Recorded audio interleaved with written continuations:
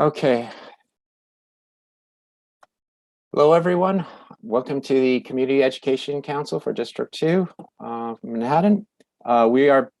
This meeting is being recorded and it's also being live streamed on our council YouTube channel. So welcome to the District 2 Community Education Council working business meeting for October 2021. This is a rescheduled meeting. We have a lot on our agenda. The agenda is available on our website. If you just go to our homepage at CECD2.net. Please note that this is an open public meeting, but there is no open public commentary sessions during this meeting. We will be having a calendar meeting on November 9th, where we will have two open public commentary sessions. So that being said, I believe we do have quorum. We have more than 6 council members.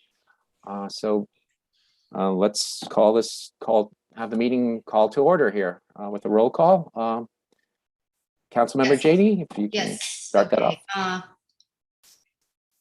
Going to do the roll call for the working business meeting. Robin Broshi. Yep. Kasha Gus. I see you. Okay. Here. Sorry. Daniela. Here. Lupe Hernandez. Present. Okay. Robin Kelleher. She's just joining. Okay. Chen Kwok. Here. Benjamin Morden, you're here. Here. Okay. Ushma Neal. Here. Janie's here. Leonard Silverman. Here. Lily Wu.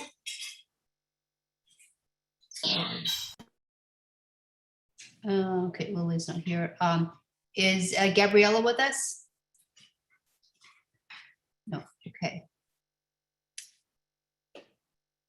And I'm present. I couldn't Yes. unmute myself. Yep, I got you. Okay, so we have 10 council members present.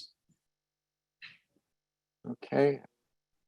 And all council members have been made a co-host. So you can unmute and mute yourselves. Thank you, Councilmember Janie. So our third item for discussion, if you have an old version of the agenda, it's now on version 5. Since some things came out, we added it to the agenda. So the third item is the committee formation discussion.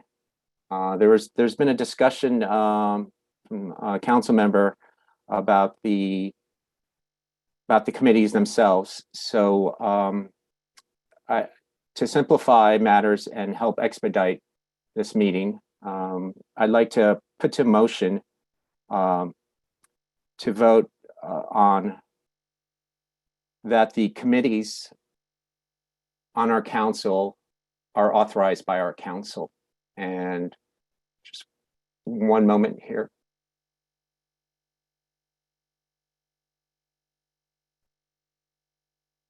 We have 7 committees on our. We have the Early Literacy Committee, the School Reopenings and Sustainability Committee, the Bylaws Committee, the Admissions and Diversity Committee, the Students with Disabilities Committee, the Outreach and Communications Committee, and Students and Temporary Housing Committee. And I put to motion that we have a vote to the council authorizes all these committees to be standing committees for the 2021 to 2022 term ending in end of June 2022. I second.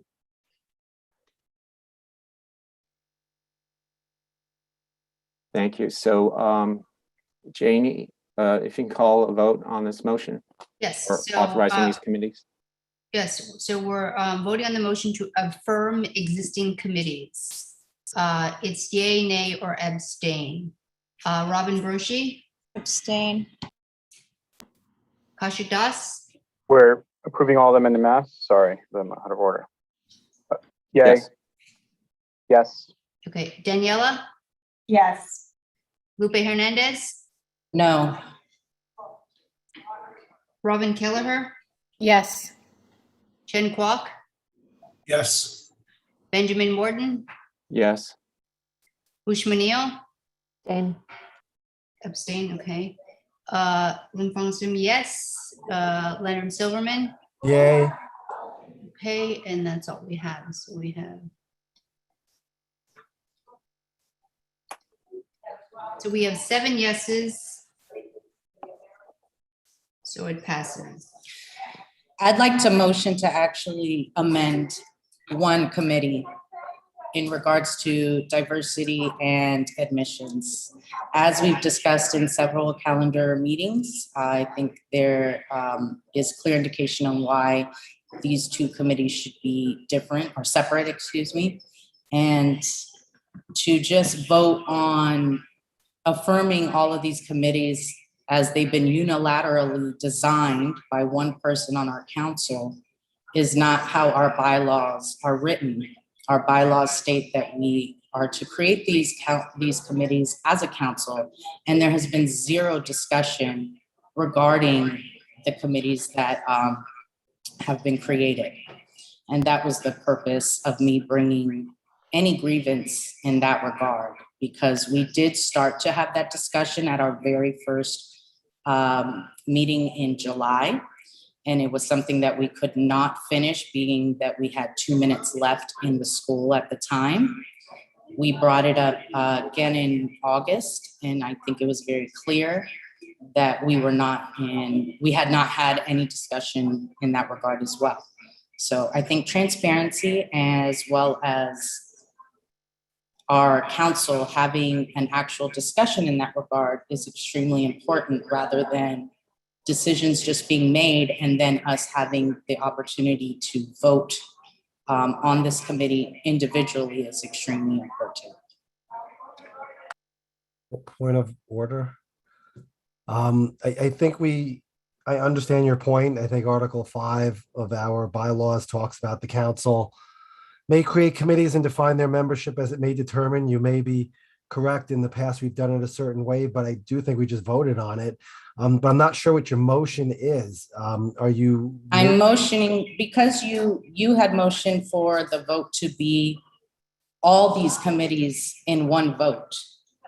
And one in particular, I think we all had there wasn't a consensus about. And I think it's important that we discuss a specific committee that individually that may have, I don't think that voting for all of them all at once is appropriate. Well, I first of all, it wasn't me. I guess it's easy to confuse Ben and myself with one another. Oh, I didn't say you. I apologize if that's what you got the doing that assumption. last time, but we'll let that go. But there was just a motion, so I'm not sure if are you making a motion because I motion to vote on the creation of a specific committee, which was the diversity and admissions. I motion that this committee be separated and be 2 individual committees. And then I will just turn that over to Ben for a discussion about what committee we have that relates to the diversity committee, and then see what you want to do. Well, Can I say something before we go into this? sure. We didn't all have issue with it. You and some others may have had issue with it. So prior to that, everyone who had asked for a committee was basically just given the committee without much discussion. And you just chose to have issue with this one committee. If we're going to reopen one, then we should reopen all, and I'm not in favor of doing that. It's a waste of time. It's a waste. I think it's a waste of order. I'm sorry, Michelle, you want to make a point of order, right? I'm sorry. Yes, sorry. It's been a while since I've used the raise hand function, and I can figure out how to lower other people's hands, but I can't raise my own. So one thing, when someone makes a motion, Janie, because we don't have a secretary, I just ask that you immediately ask, like, is anyone seconding the motion? And you go straight into votes. So there should not be this like discussion, even if that motion is unclear, just first wait for someone to second it. And then Janie would go immediately into a motion was made by Lupe, seconded by so-and-so, you know, and the motion is yada, yada, yada. But that would not be the time. This right now would not be the time for discussion. Of course, if there is no second, then the motion is not seconded, and then you can move on to something else. I don't believe it has been seconded yet. Well, because no one has asked Michelle. that, I would just say, like, Janie should ask, like, oh, like, does anyone second Lupe's motion? Then we can take it from there. Michelle, I had a point of order because I just didn't honestly understand what the motion was specifically for. So I just asked for clarification as to what the motion was. I don't think we had a second yet, but.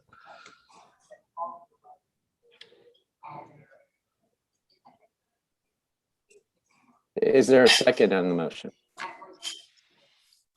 So can I just restate? So Lupe, your motion is to split the diversity and admission committee into two separate. So we will have one diversity committee and one admissions committee. Okay, so That is correct. Thank you, okay, so Jamie. assuming that it's clear, does anyone second that motion?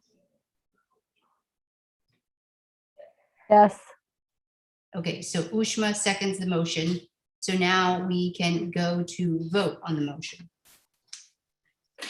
Excuse me. I just note that Gabriella is here, by the way, Okay, oh, great, I see you. So I will mark and you please as- somebody co-host her so she can unmute as well. Sure, I'll do that right Present. now.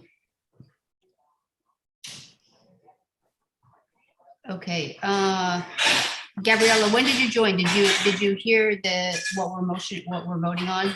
Yeah, Okay. I've been here for a little. Okay, so we're voting yay, nay, or abstain. Motion to split the diversity and admissions committees. Robin Broshi, Yeah. Kaushik Das, No, we have never in the past 3 years ever discussed one without the other. okay. Daniela? Then you haven't gone to all No. the meetings because we Okay, no, definitely no, have. we're voting yay, nay, or abstain. Okay, Daniela, No. Lupe Hernandez, Yes. Robin Kelleher, Absolutely not. Chen Kwok, No. Benjamin Morton, No, Ushma Neal, Yes. Lim Fong Sim, no. Leonard Silverman, Yay.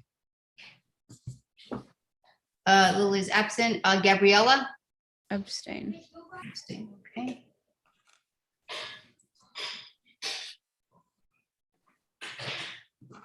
So we have 6 no's and we have 4 yeses.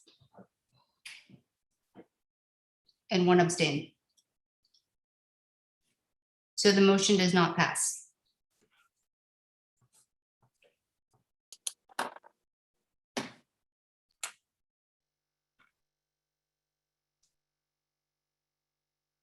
okay. All right, so unless there's any other comments about committees, we'll move on to item 4 on the agenda. Parliamentarian? Yes, parliamentarian. I make a motion to I make a motion for the council to authorize the parliamentarian position for the 2021 to 2022.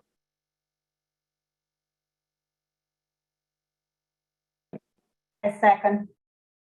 Can I just ask why we need that? Didn't you already appoint Len as parliamentarian and? There was, It has to be approved. It wasn't done according to the bylaws. there is no Okay. voting on the bylaws for the approval. It just says the council creates it.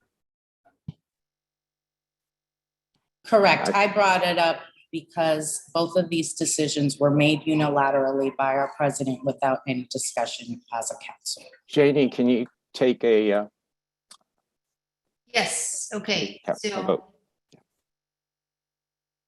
the vote to approve the parliamentarian, Robin, it's yay, nay, or abstain, Robin I'm- Brochi? I'm sorry, one quick question and clarification. Is this also putting Len in that job, That's or is it just to establish a parliamentarian? Establish a parliamentarian position.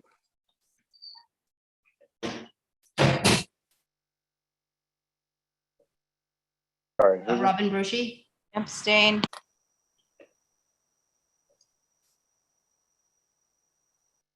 sorry, Kaushik Das, Approve.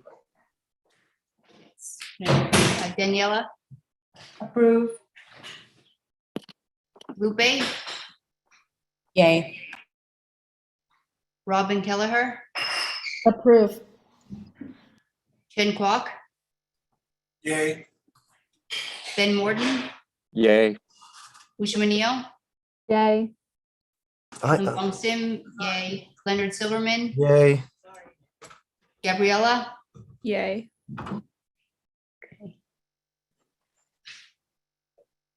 so we have 10 yeses and 1 abstain. So the motion to create the parliamentarian is approved.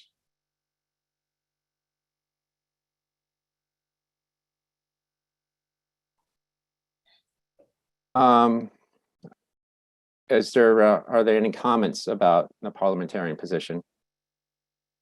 And why don't we just, can we make a motion? I'll run, I'm not run for it. I just think there should be a motion. Whereas I'm in the position, I would think that would make sense. Or if you want to appoint, it just says the council may appoint one of its members to serve as a parliamentarian. So the council to me means maybe the council together as opposed to just you. So if I think it might make sense to just have a vote. Okay. Agreed. To the extent you have to nominate yourself, I don't know if there's nominations being taken. I'll just, Can I nominate Len I Silverman? nominate Len to continue as parliamentarian. You're just appointing somebody. You need to appoint somebody and then make a motion to approve. correct. So, Okay. I appoint Len Silverman to the parliamentarian position. I accept. And make a motion to approve it. I second. Second. Okay, so we can, move to vote for Len Silverman for parliamentarian. Yay, nay, or abstain. Robin Brochi, Abstain. Kaushik Das, Approve. Daniela, Approve. Lupe, Abstain. abstain, okay. Robin Kelleher, Approve.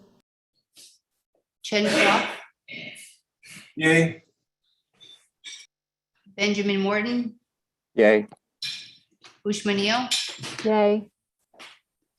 Janie, yay, Leonard Silverman, Yay. Gabriella, Yay.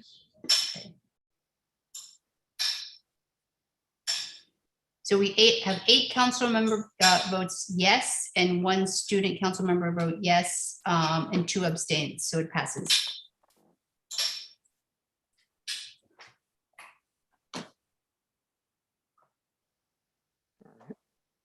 Congratulations, Len. Thank you.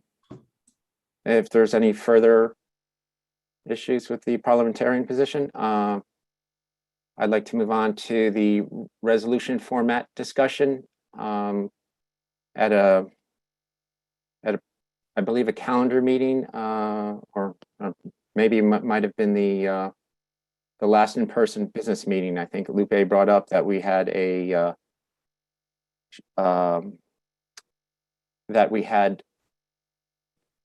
resolutions that were drafted and were numbered. and that she had fault with that. Just paraphrasing, I think that was the gist of it. I have researched, I looked at other councils, and some councils have numbers for all resolutions, whether they've been adopted or not.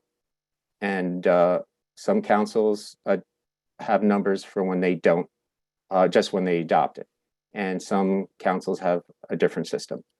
The New York State Assembly, Senate, they have numbers for all councils, all their bills that have been introduced or drafted. For some of these resolutions are have quite wordy titles, and I think it just makes it much simpler to number each one, and just work that way. And I don't see what the issue is with having a number system. We do have some resolutions in the past that weren't numbered, and then we had I think one or two that are missing. I looked through all the resolutions that we had in the past, so that I can't find. I think it's much easier to work with a drafted resolutions, to have them all numbered and have them chronological. And I would like to continue that procedural method for resolutions. And I make a motion to number all drafted resolutions, to continue that process that was established this term. I second.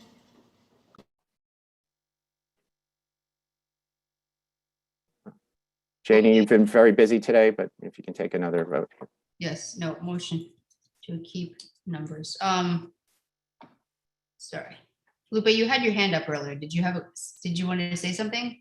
I just wanted to clarify, I did not find fault in the new method we adopted in the past few months. I was just pointing out the lack of consistency that our CEC in District 2 has done things in the past. So I didn't find fault, and I have no problem changing the method. I just thought that there should be some consistency or explanation on the reason behind, or just as we're doing it now in a very formal setting, establishing the change. Okay, so having said that, do we need to vote on this? It seems. Right.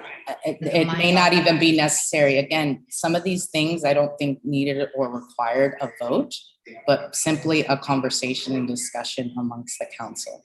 One thing I will point out, and I think if I found any issue in regards to resolutions, was just keeping all resolutions available to the public regardless of whether or not they passed. And especially if they are established with resolution numbers, I feel like there's no problem in continuing to do so. So again, just keeping up with consistency in how CECD2 has done things in years past, and being able to maintain that, I'm fine.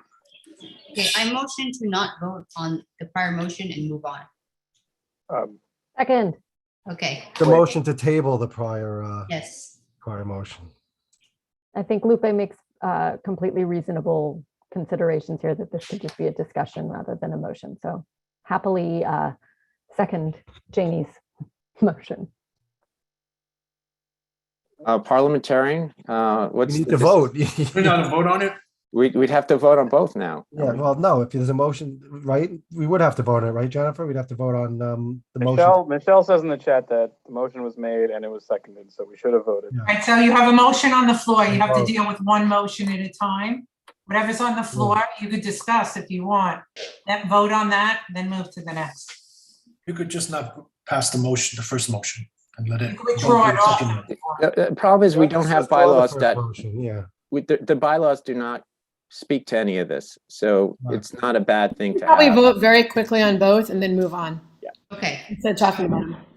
Bylaws don't address motions. Robert's Rules of Order do. so motion to keep number system for bylaws. Can we just do this with a raise of hands? Or not? Yeah, that works for me. Just keep it raised for a bit so I can. What's the motion again? Sorry, I'm losing track. To keep the numbering system. For all resolutions drafted or introduced or passed.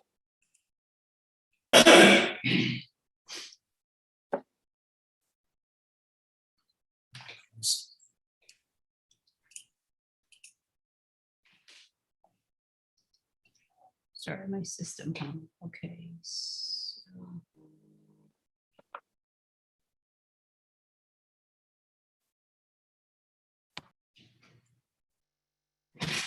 All right.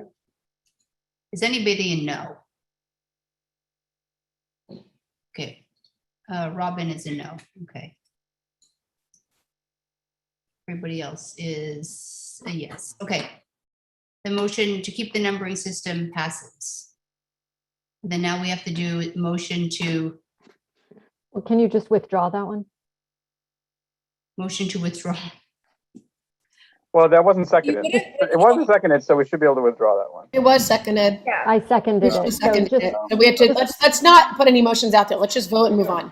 Let's vote on this one and not put any motions out for a minute. Okay, motion to withdraw. You don't need a motion to withdraw, just say I want to withdraw the motion, whoever made the motion. Correct. All right, I withdraw the motion. Can we move on, please? We had number item 6 on our agenda was to review CECD2 resolutions passed in September and October. If there are any council members who authored it, the resolutions, or want to discuss it, this is an opportunity. Okay. Yes, Kush, your hand is raised. No, it's from before. Apologies. Yeah, and I presume we're also withdrawing the motion to table as well, because we had another motion on the floor. It was never seconded. Okay, as long as it was never second, that's fine.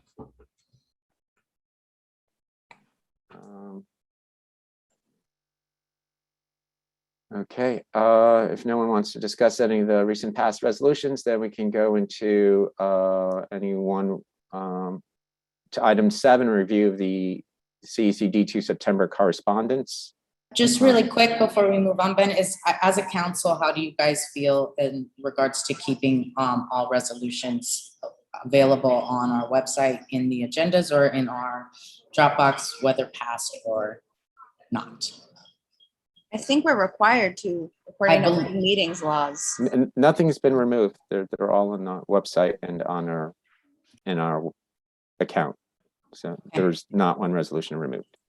And I don't mean from the Dropbox, but actually available via the agendas that we offer to the public. What can I ask what the issue is?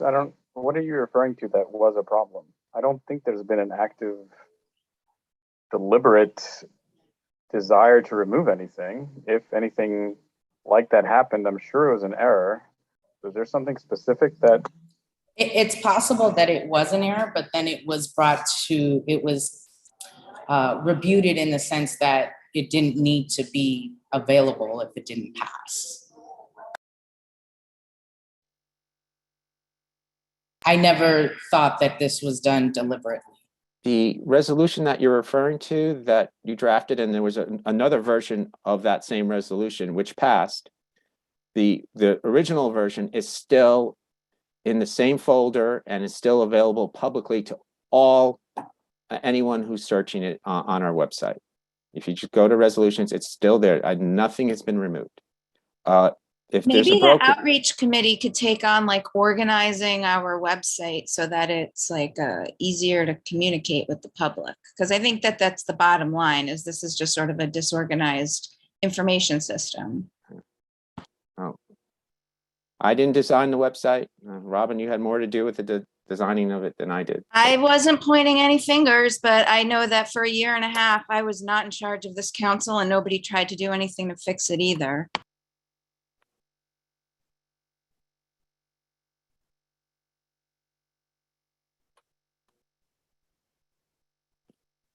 Can we move on? Yeah. Yes, if it is available, I agree. If it is available, it's public. If there was apparent an error, can we move on to, we have a lot of pressing matters. All right. there was cars. I don't if the letters were sent out. If any of the council members who sent out the letters would like to update us if they received any information or in response from the correspondence that was sent out, this is the time to share. If not, we'll move on.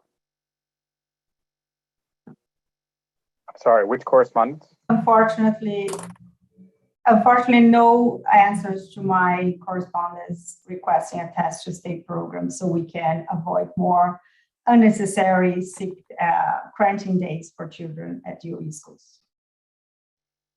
Yeah. Yeah, unfortunately, same with us. We've heard nothing regarding our encouragement of the DOE to correspond with us about gifted and talented. We've gotten no answer despite our resolutions and our continuous letters and our continuous pleas to be heard and to be engaged. We've gotten nothing. Well, I'll make a slight amendment. We've heard nothing from the DOE. We did hear from Corey Johnson's office. We did hear from Vivian Orland. We did hear from several members of the press. And they attended our session. Yeah. And that may be it. I may be missing one or two, but those are the notables. Eric Botcher's office attended our session as well.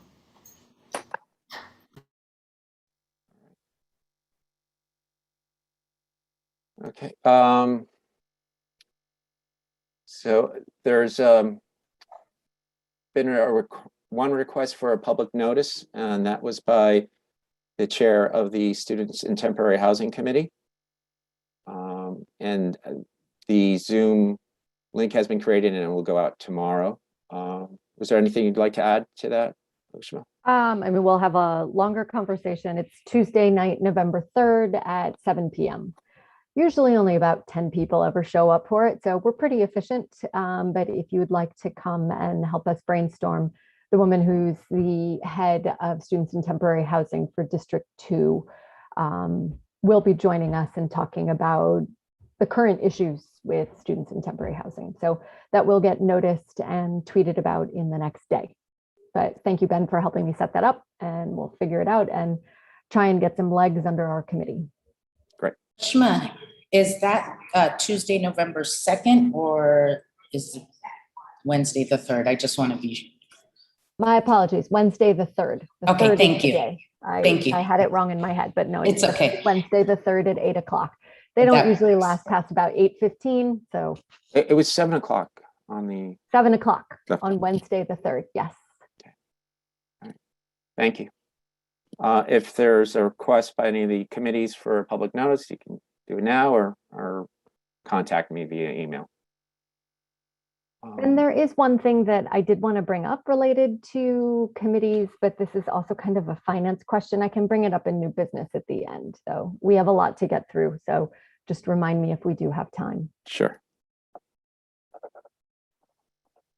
All right. Since our last business meeting, we had a Zoom account upgrade, which allows for up to 500 attendees. If we do exceed 500, we have our council meetings are all being streamed to YouTube, and recorded both on YouTube and on Zoom.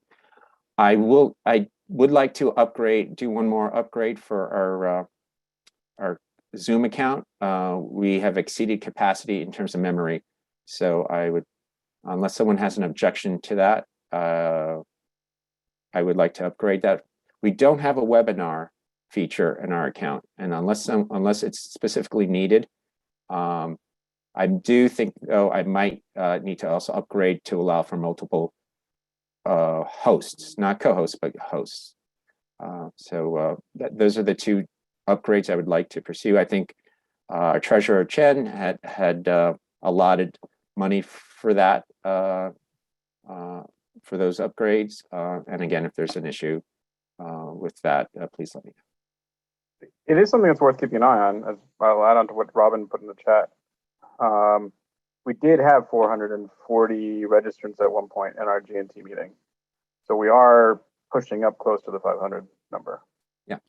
And I think we had close to 400 for the our last general meeting as well. Is there a Zoom account we could get that would have more than 500? Yeah, there are higher levels, but there's a big jump in price. I'm sorry if I'm speaking out of order, but I think Chen or Ben would know better. But there is a big jump after the 500 level. But it's not crazy. It's not crazy absolute dollar value, but it's a big jump in cost. But Gabriel, that's a good question because really, Gabriella, what we want is to have, more than 500. So our goal is to keep getting bigger and bigger. So it's a great question because we want to get there and we want to have to spend the money to upgrade because ideally by the end of this year, we'll have, double or more than that, the attendance we've had in the past. We want more and more parents to keep coming. So thanks for asking that. And that, along those lines, because those are great points. We've increased almost over 600, close to 700 new email accounts. I presume parents, but District 2 community in general. So it's great. We've gone from 1,900 to 2,600 people on our email list, so we weren't moving the dial when we were in person, but now we are, and that's nice. That means more parents, more of our community is getting involved. So thank you for all that. And by having registrants for our meetings, we're able to then quickly add them to our email account. Okay. I think Ushma has her hand raised, unless it's.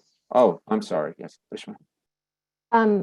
I think we have to be careful what we wish for. If we get 600 or something people coming to our meetings, we're never going to get through all of the public comment with the current structure that we have. And then we're going to have to keep having these secondary meetings. I would propose that as much as I am all for parent engagement, we do have to consider the structure for our meetings such that they do not go past 11 p.m. and that people are able to voice their concerns, but that we do so in a thoughtful manner of everyone's time. That's a great point, Ushma, and that should be addressed in the bylaws, whether to continue having business meetings with calendar meetings, because we do run into a secondary problem where you can't get interpreters when it's within 2 weeks. So we have these rescheduled meetings, and I didn't know this until recently that they require more time for obtaining an interpreter, and I was discussing this with Michelle Chang earlier. So maybe we should have a bylaws committee meeting. Len, you're the bylaws committee chair. That there's some issues here that probably can be cleaned up on the bylaws. Okay. Robin? Yeah, yes, Robin. I agree. None of us want to stay up, until midnight.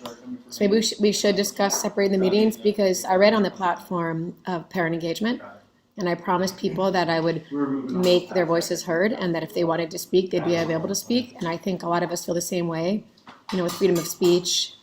We want parents involved. We don't want parents leaving the DOE. We want parents' opinions out there. We want to hear from them. We want them engaged. We want them involved, and the more the better. So I do hope that we'll surpass 500. I hope we'll surpass 1,000. If it means restructuring our meetings, then so be it. I think that's progress. That's a fortunate problem to have. Well, to expand this discussion with agenda item 11,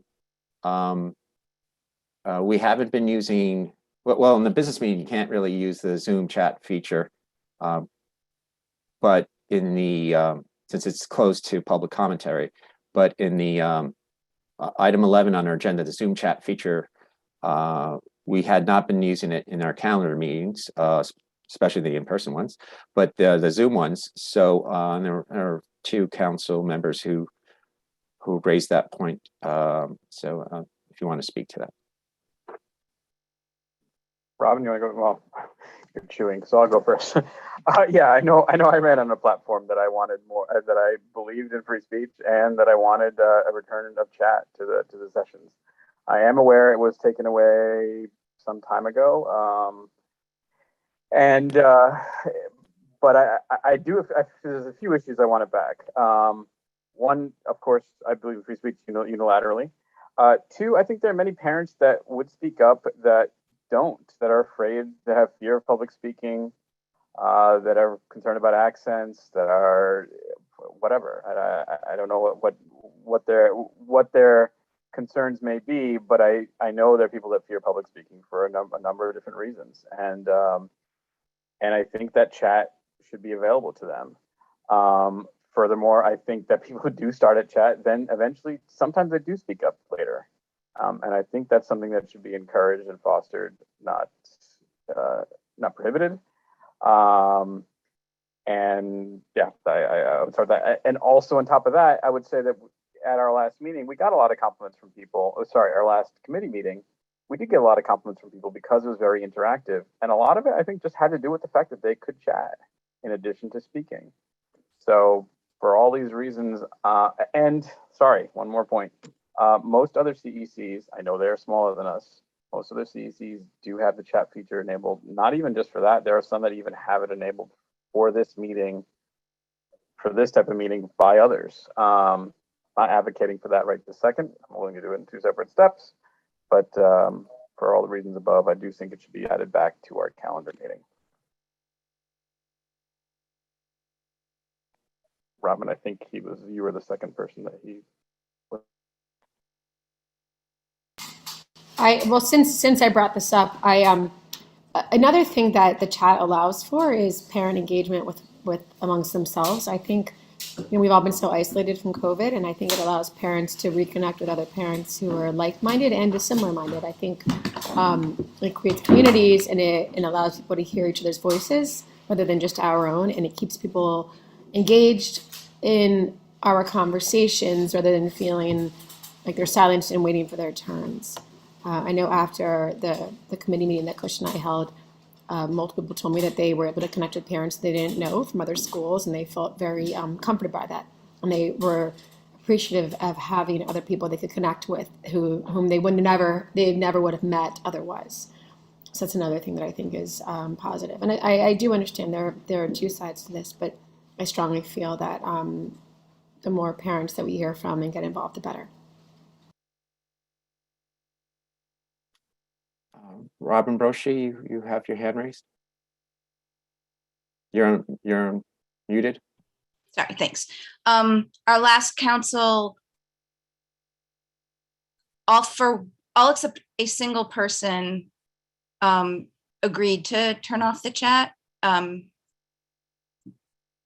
after having had such noxious comments that took place in the chat. So even though, we all are in our little groups or whatever, and I get that, I get that piece, but I am going to point out that it was experience that led every single person except for one of the very diverse and, adversarial and antagonizing set of opinions last year to this consensus around the chat. So I would, rather than looking at the person that is saying the words coming out of my mouth, I just want to make it clear that everyone on the council last year, except for that one person, thought that turning off the chat in the end was the most constructive choice. I agree that there are opportunities for people to connect personally in the chat, and that's an upside that I think gets lost. But anytime any decision gets made, and you're going to have some cons. So I stipulate that con. But that was surfaced in our discussions last year. That was raised as a really important point to try to keep the chat as long as possible.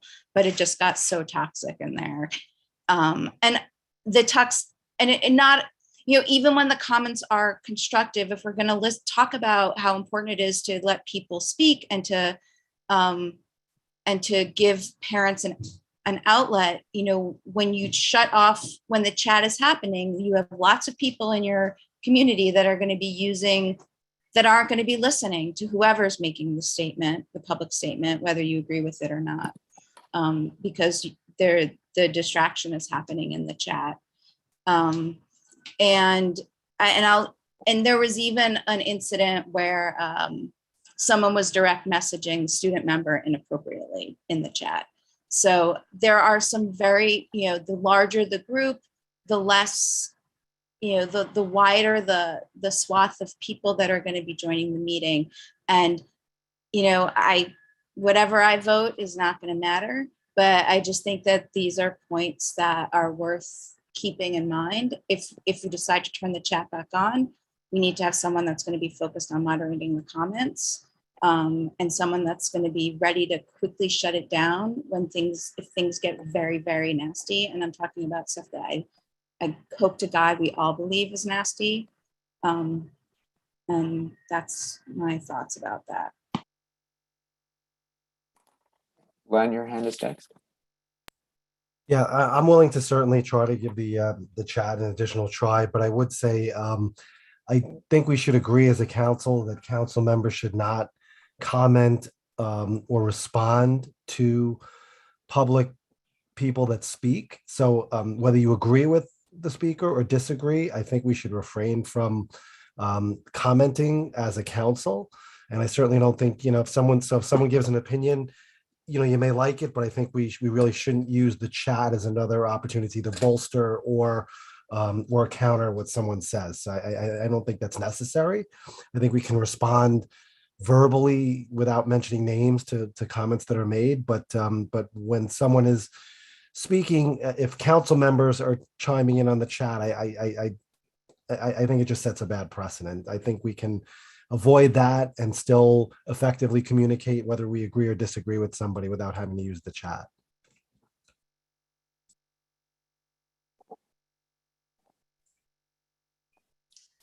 I want to say a couple of things. One is that I do think we should try the chat again. I think the last time also there was a lot of toxicity in the council discussion. So I think also there was a lot of setting example. And I think that we can definitely try to model a different type of tone in our discussions, and then hopefully, the public is also going to follow that. But I agree that we should keep an eye on it and then see if things definitely get uncivil, or then we can turn it off the chat again. And the one reason why I think it's so important to turn on the chat is, one, when you have in-person meetings, people usually sometimes share documents, and people bring studies, research, and the only way that you can do here in a Zoom meeting is putting the link in the chat. And so it's a way for you to really disseminate information in a way that you were able to do if you were in an in-person meeting. You cannot do here. And the other reason is that because I think there is such a concerted effort now to, I think from parents, to try to push for more transparency from the DOE and elected officials, that I think we should be modeling that.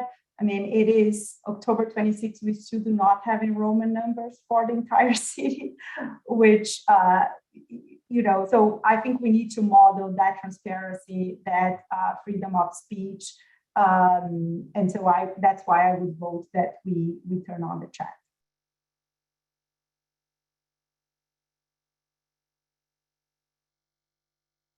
Chris, you're up next. You're muted. I believe Chen is up next, actually. Thanks. In principle, I agree with more access to chat. I think there should be some time limits, reasonable limits for our meeting lengths. And I think chat can help. But we need guardrails that won't be controversial. Like if I disagree with somebody, I'm not going to stop the chat. If someone disagrees with me, I'm not going to stop the chat, nor should we, any of us, or make comments. And I agree with that. And we shouldn't make comments outside in the social media verse to criticize a parent for making a comment as well. I think the guardrails should be clear, and I think we should give it a try every time and set the ground rules beforehand. I think the devil's in the detail of what are the guardrails and what's reasonable. I think it would be reasonable for people to be able to, let's say, send in, I don't know, there's the idea of a moderator is also a little bit filtering. I hate the New York Times moderators when you comment on their on the articles, because someone is got their thumb on the scale, only allowing what they favor to be published. But if people are, they can post their positions, either in email, people can send emails to us already, and we can certainly post whatever people send to us on our website or in the chat. And that can help people, prepare their thoughts in advance, and they would just post it. And if there's lack of speaking time or whatever, so that's all publicly available, whether in the chat, because the chats die as well. I mean, we can review the video, but the chats, I don't know how accessible they are. But if we post it on the website somewhere, I think that's another way for people for the audience the public to post what they want to say. But I think it's worth a try. And then we should try it each time. If it becomes, we might need to decide at another meeting to what are the guardrails and what's reasonable and what's not reasonable for either side, the arguments. But I think it's worthwhile. I think it is important that we hear, even if we disagree, even if the public disagrees with us as individuals or whatever positions we might hold. But I think we should give it a try. We should also think of other ways to publish the public comments besides just speaking or, through other public postings. Thanks.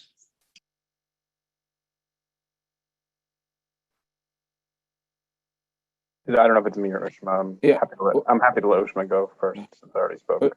Yeah, Ushma, yeah. Thanks, Kush. Underscoring what Chen just said, I think it is absolutely critical if we're going to do this. And I'd just like to come out and say, I don't think it's a good idea based on past experience. If we are inviting 500 to 600 people and we routinely are going over hot button issues, it was our experience over the last few years that people are not usually polite, and we can model the best behavior that we can, and it's not always going to stay that way. So if this, and I realize I'm going to be outvoted here, so if we are going to move forward with chat, please, please, please, what Chen just said in terms of defining guardrails, what if you don't want to call it a moderator, don't, but somebody who has the ability to cut it off and or determining at what point it is cut off, because I do think we're going to experience that. I'd like to think better, but I don't think it's going to happen.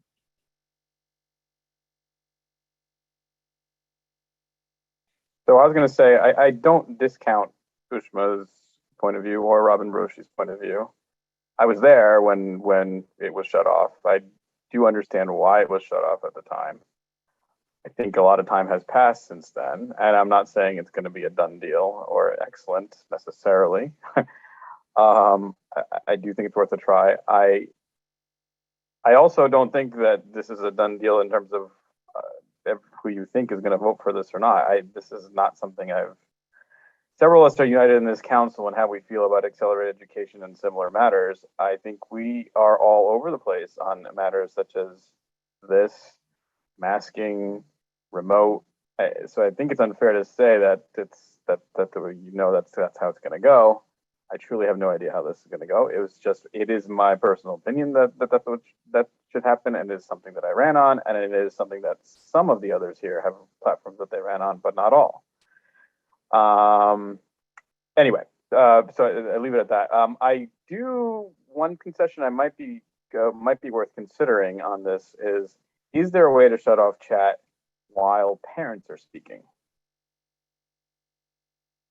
That might be, if that technology is doable, that might be an in between that may not be perfect, but might at least protect parents in their ability to speak up and force attention towards them.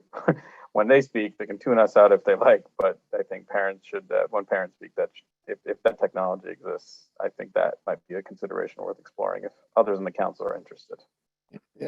Just to answer your question, yes, you can toggle on and off between allowing chat for non-co-hosts. So you can toggle off the chat for non-co-hosts. Lupe, you wanted to?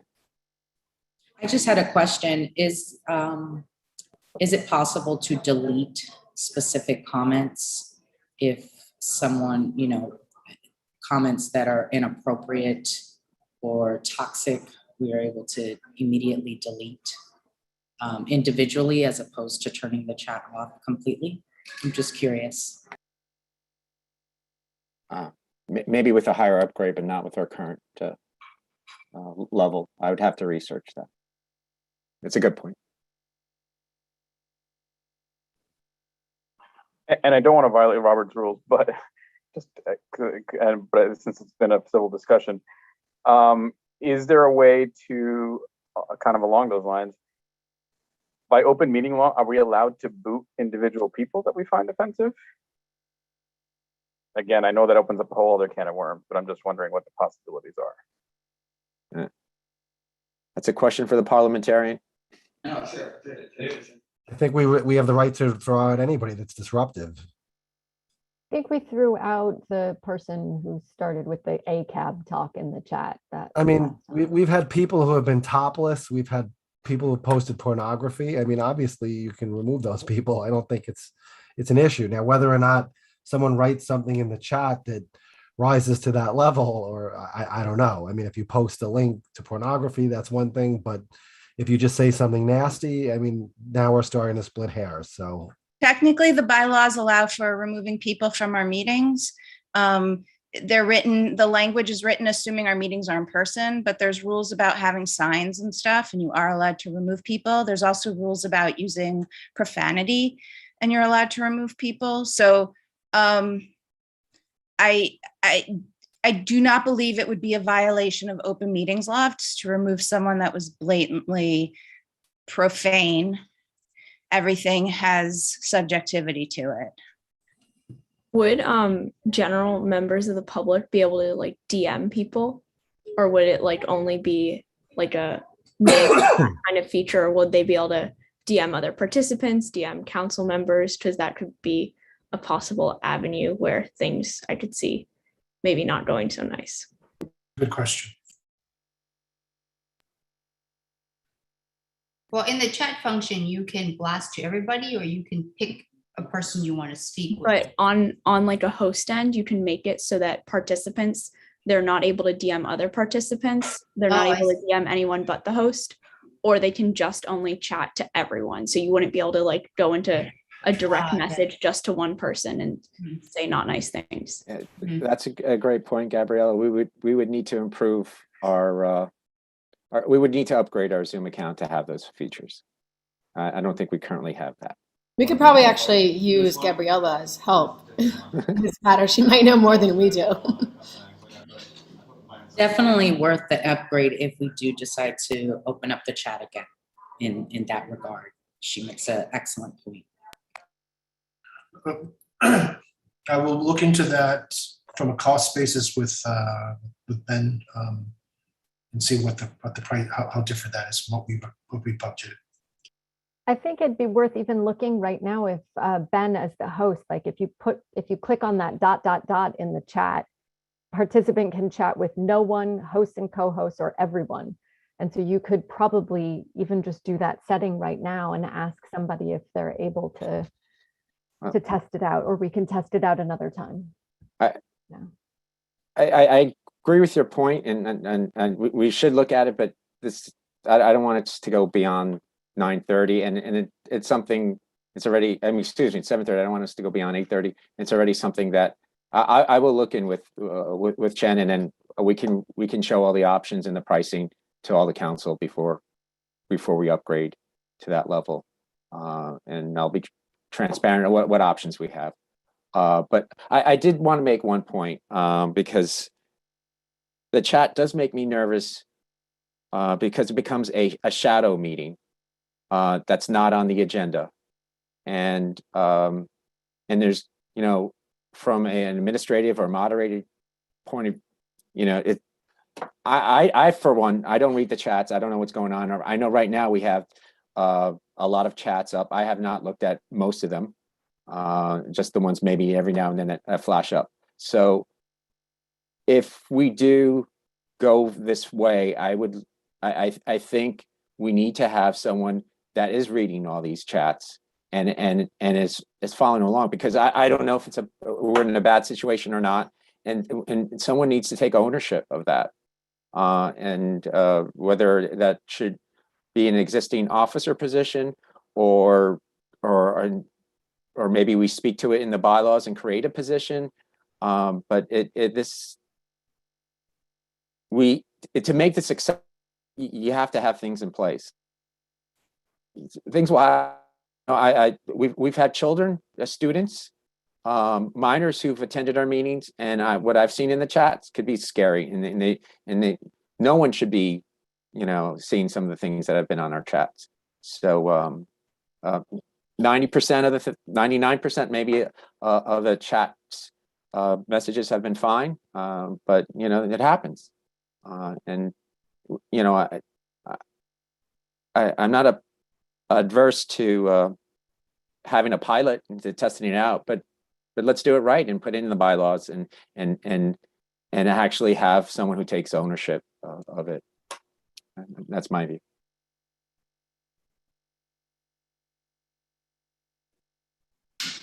Someone want to speak to it? Gabriella has her hand up. Oh yeah, I just had a quick question. We were talking about like accessibility and interpretation earlier. At least on my Zoom, there's not like a live transcript. I believe that's available like on YouTube. Is there a reason why our Zoom meetings don't have a live transcript, or is there a way we could enable that? Yeah, that's if you can compile everything you said today, because that's actually another feature that we could add to Zoom, and yeah, you could have multiple translations if we did that. We can also have a transcript of the meeting, which is very really useful. Need you. Yeah. But seriously, we really need your services. You have so much knowledge about all the Zoom stuff that we might not be up to date about. So actually, yeah, we can make this a resolution. Yeah. Okay, yeah, I know, and it's kind of, I think, similar to YouTube, where you can just like enable like closed captions. Yeah. And so accuracy, I think it's pretty accurate. I've had it for like school, but it's probably like high 90s. So, it might miss a couple things, but yeah, if we are publishing those, maybe someone should read through them, but just for like, at least maybe if you couldn't get an interpreter, if we could have a bunch of different languages, that could at least be kind of a baseline to get most of the meeting. That would be tremendously helpful, because I know there are some parents from one of my schools that that don't attend because there are no languages for them to understand. Yeah, and I don't think I appreciate the Zoom compliments. But yeah, I think it should just be a pretty simple button on the host end of like enable transcript, but that doesn't need to be something that happens right now. That could be something that you look into.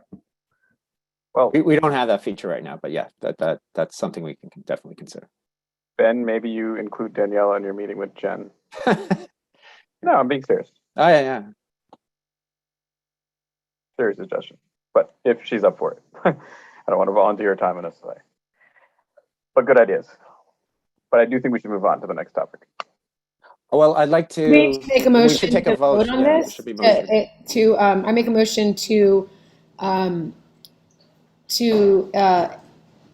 enable the chat function with some restrictions.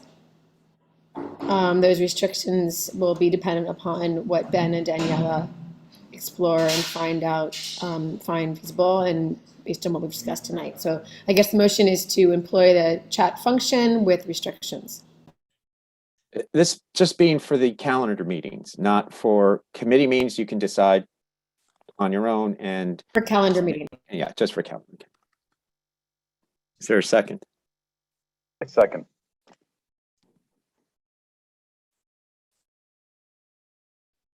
Okay, we're voting on to open the chat with restrictions. Yay, nay, or abstain. Robin Broshi. Abstain. Kaushik Das. Yes. Daniela. Yes. Lupe. Abstain. Robin Kelleher. Yes. Chen Kwok.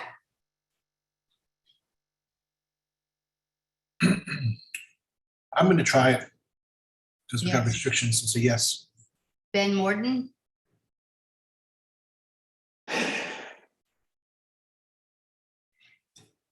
I'm going to abstain. Ushma Neal. No. Lim Fong Sim, abstain. Leonard Silverman, Yes. Gabriella, With restrictions, yes.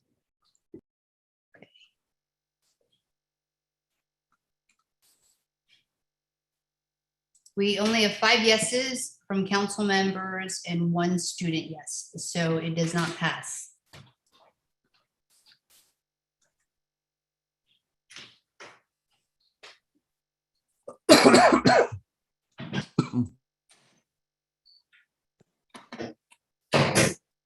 I'll still be looking into it with Chen and Daniela, whoever, to pricing, and I'll provide options, and we can, can always be brought up again. All right. The next item for discussion, unless someone wants to make a parting point there, is the joint public hearing for PS 150. The joint public hearing is now slated for, I believe it was a Thursday in December. I think it was December 3rd. December 2nd. The 2nd? Okay. You sent it to me earlier. Yeah, December 2nd. Yeah, December 2nd. That's correct. And we don't need to, we need at least 1 council member to attend. I was told today we don't have to have a quorum there. It's not a meeting that's co-hosted by us. It's hosted by the DOE. And the information that has been emailed out is all I know at this point, and what has been discussed at the district, our last calendar meeting with the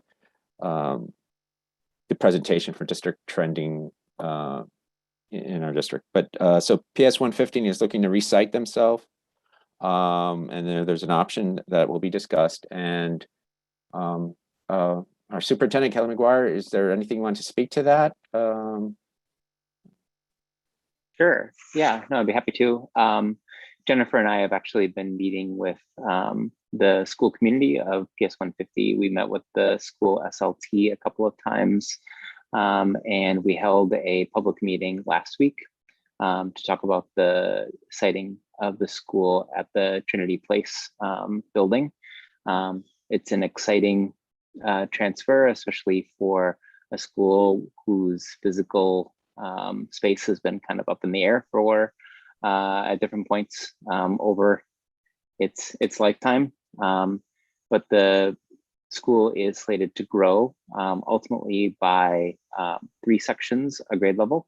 And it's really a fantastic space that we've been able to look at in reviewing the blueprints, thinking about the kinds of programs that we can develop in that building. The school currently has an interim acting principal, Nico Victorino, who was an assistant principal at PS 276 for a long time. Jenny Bonnet, the longtime principal there, retired last year. And so Nico has been working closely with the SLT, including his teachers, to start to plan and think about the space for its next phase. So it's an exciting move in Lower Manhattan.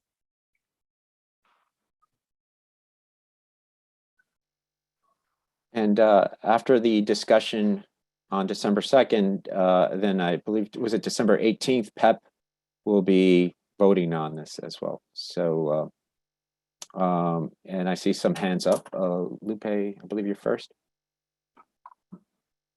Yeah, Ben, I was just going to say that I actually have a long-term relationship with PS 150. They're located in our residence building, and I was a strong advocate in making sure they maintain their current space in the interim while Trinity Place was being finished. And I was already invited, as well as planning to attend that meeting. So I just wanted to put that out there because you said we needed at least 1.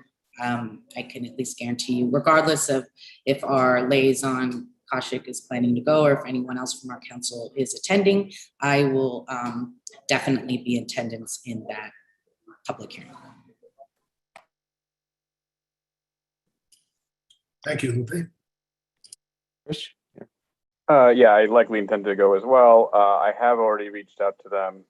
I know Nico from 276. My daughter went to school there for kindergarten and part of fifth rather. I reached out to him. He definitely recognized me, and I'm in touch with him and the PTA president.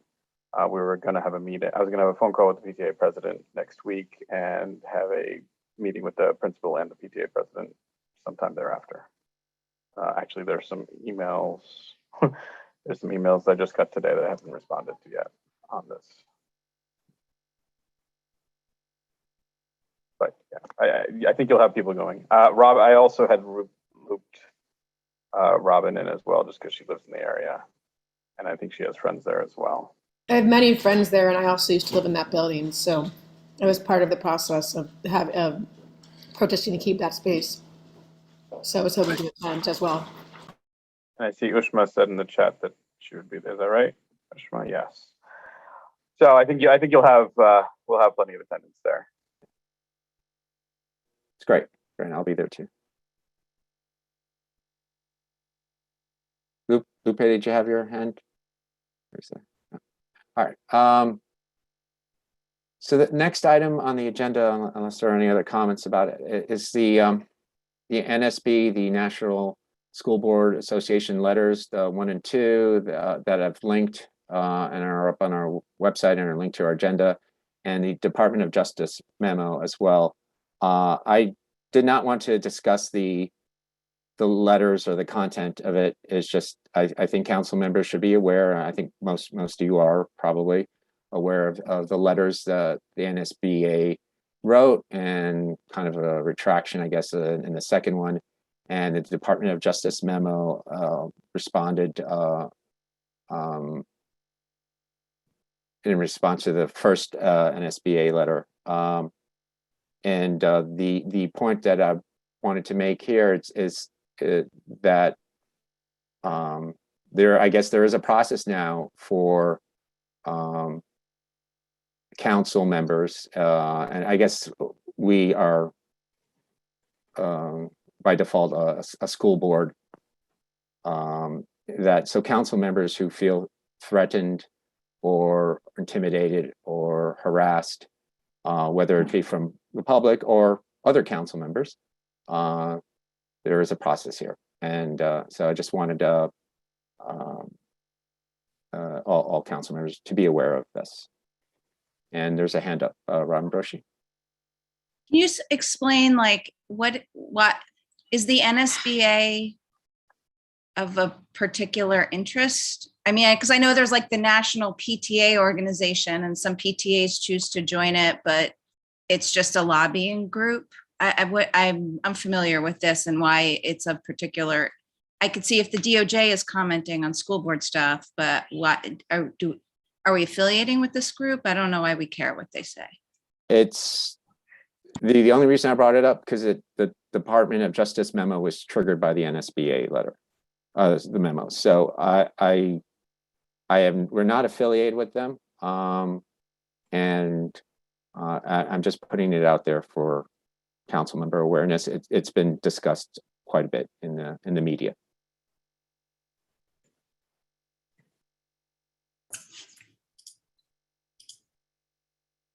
Chen, yes. So, I mean, I don't, most of us here, I don't think needs to be said. A lot of us are new members who've been voted in by parents. So we've been the parents who were making noise and speaking angrily, and sometimes politely too. And now we're on this body. It's not quite the same as the traditional school boards, but we are a version of it. And it might be worth something from our council in support of parents speaking their minds, criticizing the boards, even if they're angry, as long as it's nonviolent. And so that, in support of parents doing that, and that they're not domestic terrorists for doing so, because I was once a parent standing on the other side of the podium, speaking my mind, admonishing the council. And now I've been elected, so I respect the parents' view, and I think I want to say that for myself, and I hope that we can, as a council, have something in support of parents, regardless if they agree with us or not, as long as it's not like threatening violence or having violence. But if they're angry about something, that they have a right to disagree with us. Thanks.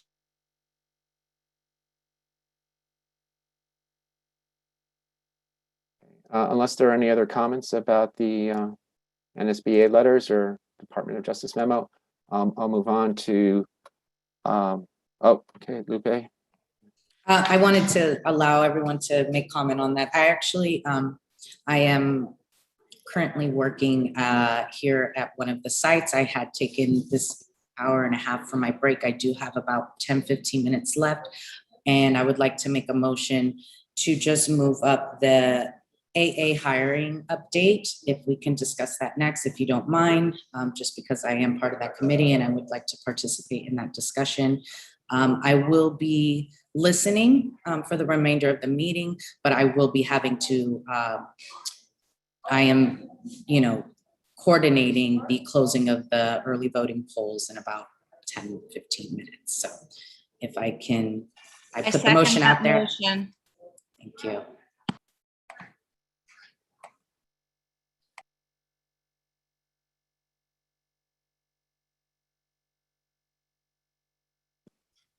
Janie, can you have a, Yes, do a okay. vote on that?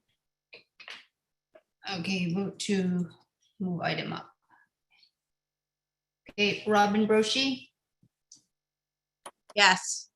Kaushik Das, Yes. Daniela, Yes. Lupe, Yes. Robin Kelleher, Yes. Chen Kwok, Yes. Benjamin Morton, Yes. Ushma Neal, Yep. Janie's a yes, Len Silverman, Yes. Gabriella. Yes. Okay, it's unanimous. Much appreciated, guys. Thank you. All right, so AA hiring update. Is there anything to Yeah. discuss? So I really shared broadly with a lot of people that I know and groups the post, because as Ben indicated to me, some of the resumes are very, very old. And then Lupe shared with me this spreadsheet that has some of the comments. And so we're going to be reaching out to some of the best candidates, most qualified, and start scheduling interviews. And that's the update that we have right now.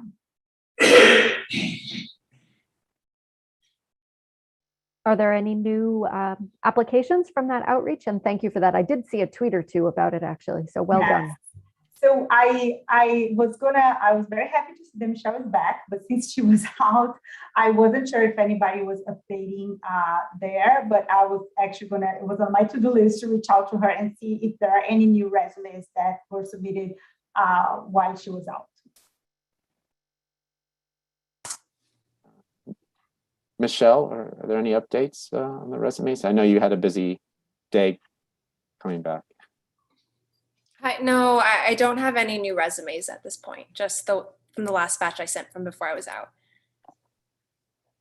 Hello? Okay. Thank you. Thank you, Michelle. I do want to say that I think it's imperative we do start scheduling these interviews as soon as possible. And a few months back when we were going to do so, they're coming in as Michelle is getting them. But there's a lot of things, and as you've seen recently, we are being contacted for things that our AA is supposed to be doing and without having one. So the sooner the better. Time is of the essence, I think, in this particular situation, more so than ever.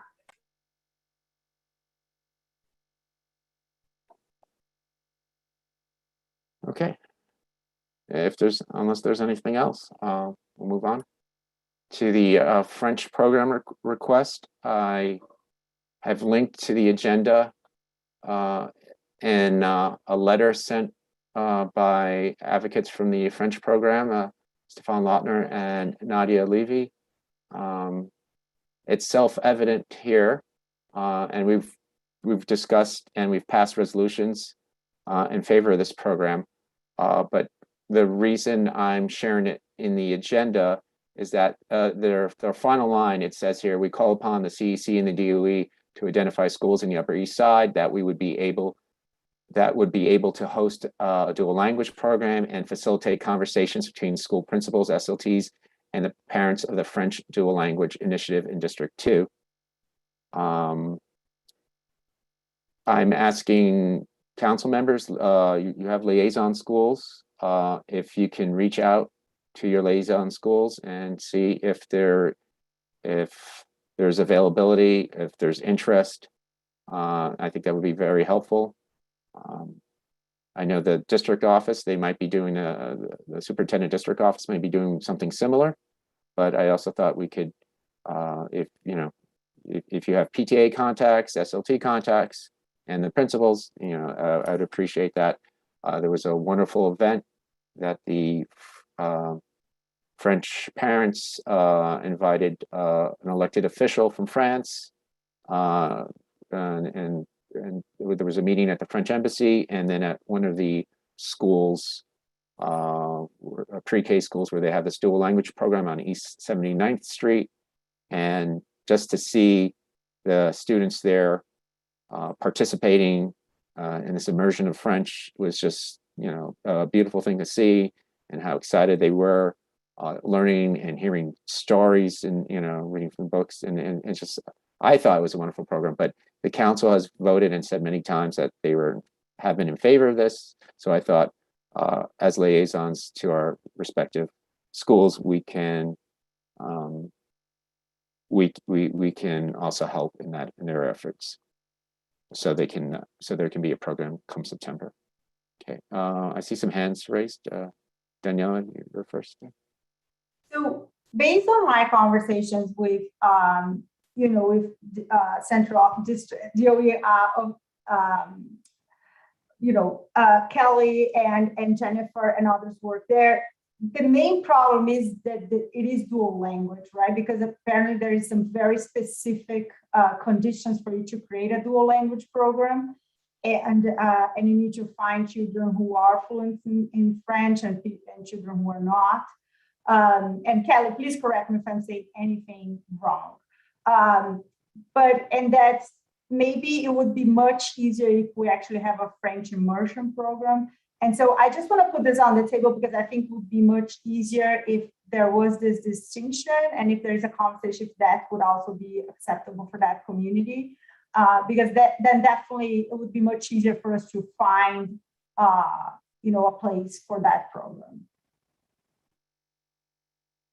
Daniela, just to your point, that is correct, right? That the way that the city is defining a dual language program is one in which there's a group of children who don't speak English at all, and then a group of children who only speak English. And the idea is to get them together into the same classroom and really share in the language development, and that ideally then both groups of kids are proficient speakers of both languages after the period of time that they're together.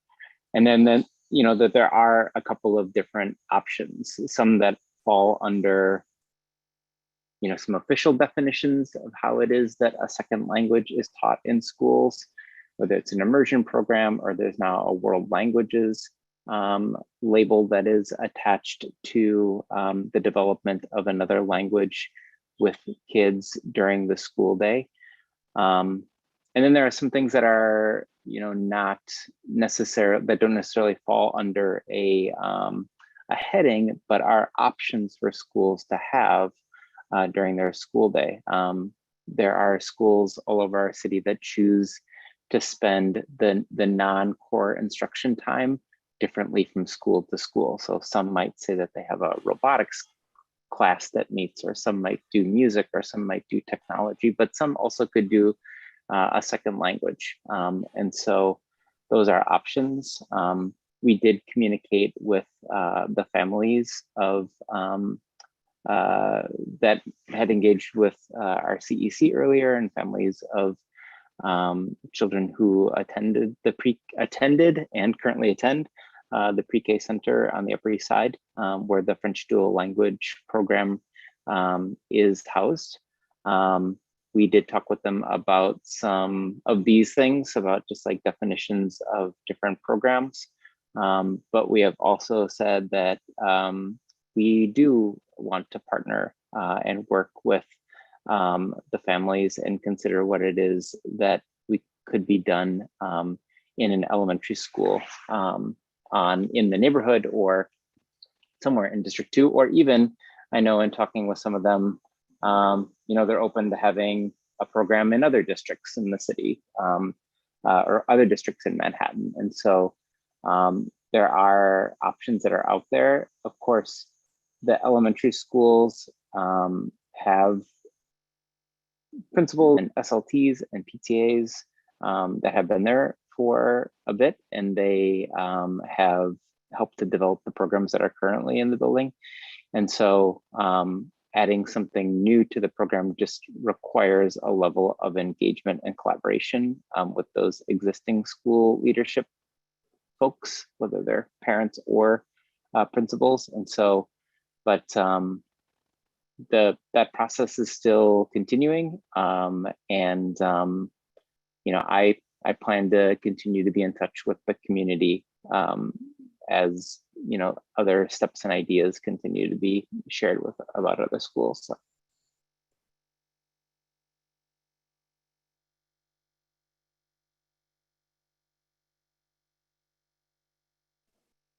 Robin Kelleher, you have your hand up. Yes, thank you. I just wanted to say I see Stefan on here. And I would just love to give him maybe a minute to speak, because he is on here and he took the time to be part of our meeting tonight. And since it is his program, or he originated the program that we were discussing originally, can we allow him to speak? Can I give him my time? Can we have just can we just raise our hands to vote, have a vote by hand on allowing that? Or is it parliamentarian? Is that okay?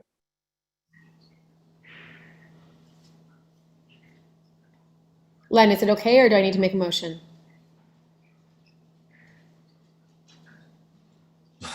That's a short one. I make a motion to allow Stefan Lautner. I think you need a motion to. I make a moment to allow. I don't think you can't yield your time to you can't yield your time to a member of the public. Wait, Robin, hold on 1 second before you make a motion. Actually, Stefan and Nadia are both on, so I don't know if they. Nadia, I saw her on earlier. Okay, I make a motion to allow Stefan, Lautner, and Nadia Levy to speak for quickly on. Dangerous precedent. This is dangerous. Well, since they were the ones who originated the program, I thought it was very. We're not allowed to invite experts or people of interest. It's not a public. It's not our public session. It's a private. The rules are pretty much set beforehand, so I really don't see how you can permit them to speak. I'm not trying to be difficult. Since we don't allow chat, and I feel like we're not. I again feel, I don't mean to belabor the point, that we're silencing the public, and it feels wrong that they're on here listening to our meeting and we're not allowing them to speak. But it's our working business meeting. Yeah, they would ordinarily be allowed to speak at our regular calendar meetings. So I understand it's split up. We didn't get to it. It just feels wrong. I'm just going to interrupt for a second. Lupe is having trouble with her unmuting herself. Mm-hmm. Does she have multiple accounts again? Can I just finish what I was saying? So I'm fine if you decide not to, but I just want it to be known that I'm advocating here publicly to hear from the parents that originated this program. So we can shoot that down, but that's my position here. So But that's unfair because you're putting us, the rest of us, in a place where, I mean, I like Stefan and That's your Nadia, and I opinion, really Ushma? appreciate it. Yes, and you got to voice yours, so I get to voice mine too, which is that this is a dangerous precedent. Like, if this was a working business meeting after our calendar meeting, there would have been an opportunity for that kind of a They speech. attended the meeting and we didn't get there. And we now have a letter from them that also gives their exact perspective here. And we do not usually allow anybody other than council members and or Jennifer Greenbat and Michelle to speak during our working business meeting. I have to agree with Ushma. There's nothing in the agenda that has, any public speaking session. I would like to say that we can invite them to come and speak at our next calendar meeting where we allow public speaking sessions, but I think it would be very detrimental to consistency in our bylaws to start allowing certain public members to speak at a working business meeting when it clearly is in advance stated that no public speaking sessions are at this meeting.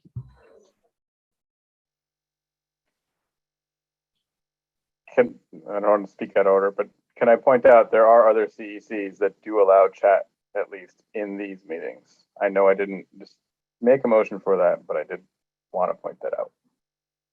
In business meetings. Correct. In D3, I was allowed to chat and point out that they were passing a resolution similar to something that I had authored and post in the chat. That's a calendar meeting then. That's not a working business meeting. Nope, it was a working business meeting. For resolutions? They were working through the resolution in advance so that it would go more smoothly in their calendar meeting. Oh. Chen, yes? Just a point of question. For the business meetings, are we allowed to invite speakers in general and as a matter of principle? I don't recall having that, but I don't see it being excluded from the in the bylaws. For instance, if we wanted to get some expertise or some information from certain sources to make a decision at a business meeting, would we not invite some? Would there not be a mechanism to invite someone to speak? I'm just curious. I mean, I don't want to be Look, precedents. I know we've had speakers from the Department of Education that have spoken on programs, but if you're going to talk about something that there's specifically someone advocating for, I agree with Ushma. You're running a really slippery slope here, and it should be only calendar meetings, and you're setting a precedent where anybody can start to invite people to speak. There's no mechanism for it here. Yeah. Okay. No, I just want Exactly. to ask that question for like informational purposes, not necessarily for editorial purposes. So, okay. Thank you for answering my question. Thank you.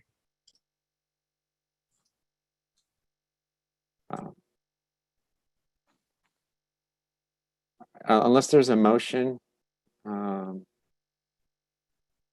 otherwise, all right, we're going to have to move on. But I would, for those of you who are liaisons, I would appreciate if you could help in this effort. I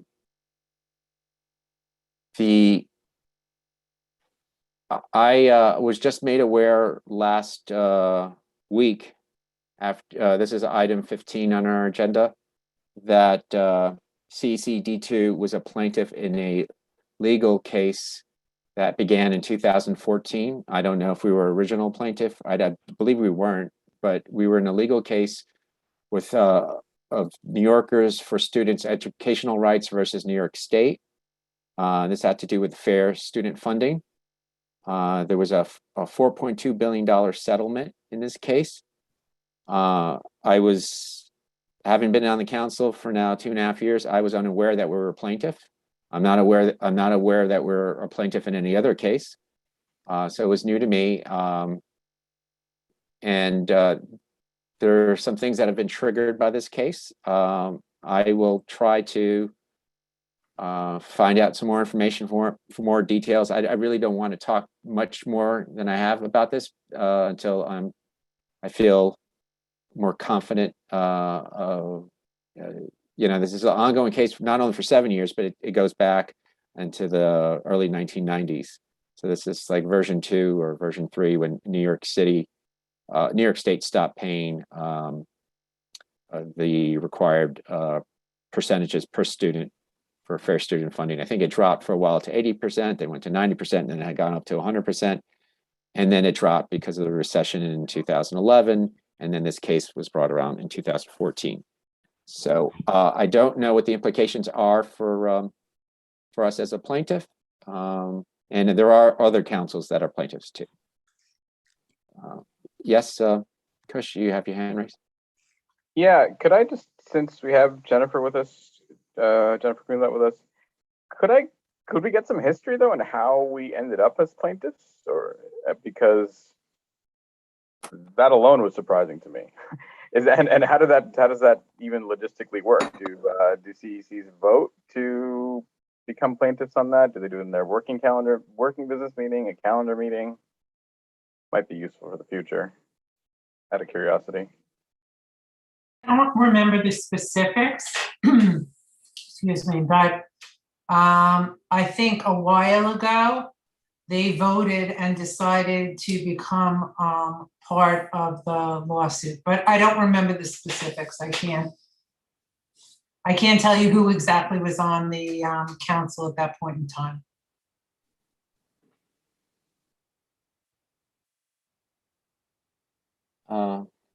Len, you have your hand raised.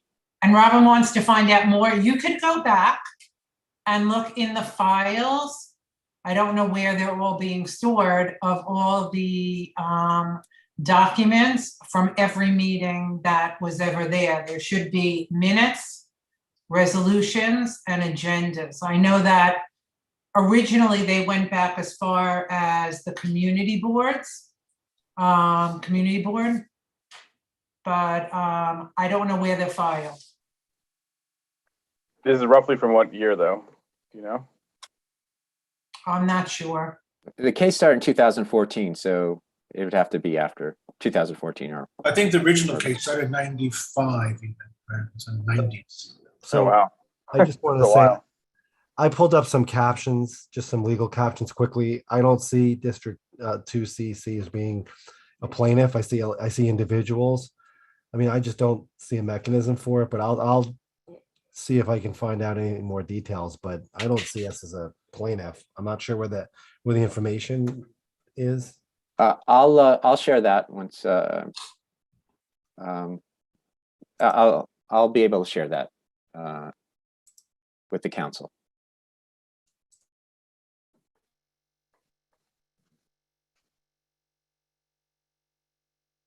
Maybe Councilmember Robin Broshi, maybe she recalls how this might have transpired. Or... It's called the Campaign for Fiscal Equity, not Fair Student Funding. There was an education budget in the 90s.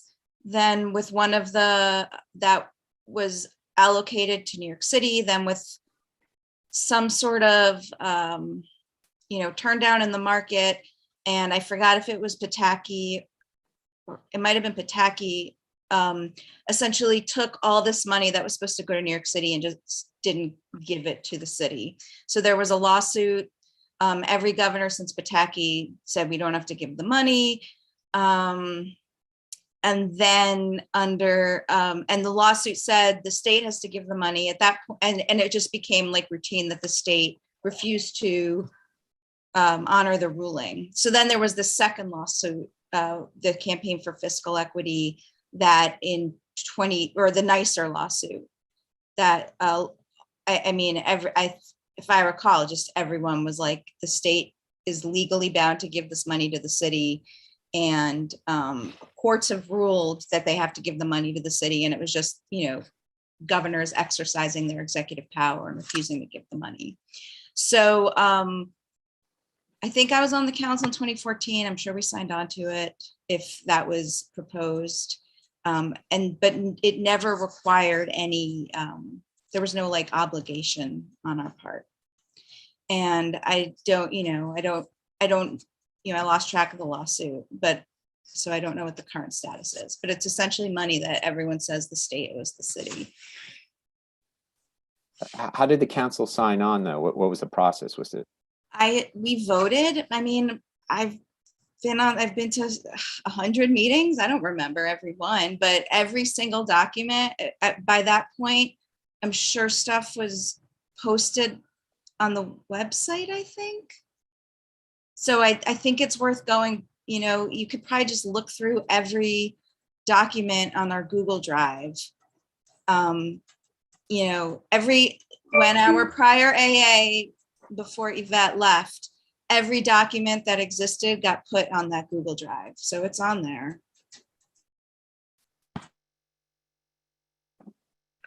Gina would probably have more information regarding it. I didn't mean to stir up a can of worms. I just thought people might recall, but yeah, I get it. It was a long time ago. Thank you. All right. So the next item is Brilliant NYC engagement. I believe there's some news maybe regarding potential dates or potential visit by the DOE. Superintendent Kelly, maybe you can share that with us. Sure. Thanks, Ben. The tentative date that we're looking at is November 17th. People who've been following this they are aware that Brilliant NYC is a new program that has been rolled out by Chancellor Porter and her team, along with Mayor de Blasio. Part of Brilliant NYC is a rethinking of how it is that we can provide accelerated instruction to more students who are entering kindergarten, and really reconceive and think about how it is that we can provide accelerated instruction for students across a wide variety of content areas and talents. As a part of the program, the mayor and chancellor are doing community tours, or at least they're asking us to do community tours. There will be some central staff that will be with us on the date and on the 17th, if that's the date that we stick with here in District 2. The plan for these engagement sessions is to really think of and conceive what can Brilliant NYC do? What does it look like if we are able to put together a program that accelerates instruction for all students, that meets students' needs at different levels, that caters and supports caters and supports unique talents that students have. And so this engagement session is, these engagement sessions are going on all over the city.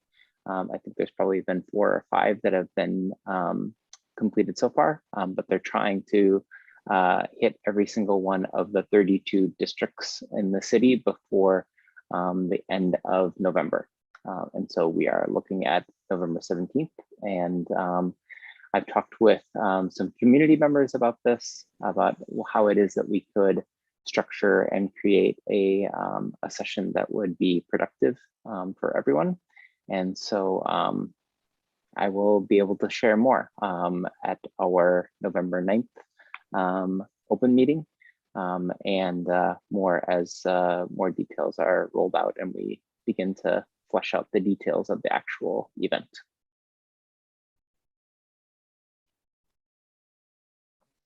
Thank you, Superintendent. I have, I think a few council members attended the CEC, was it 4, I believe, had a one of these engagement sessions. And after having attended that session, I have some suggestions. Maybe they'll have some suggestions as well. Is it all right if we communicate with you before anything is decided in terms of the actual structure? So it can be more constructive for all stakeholders.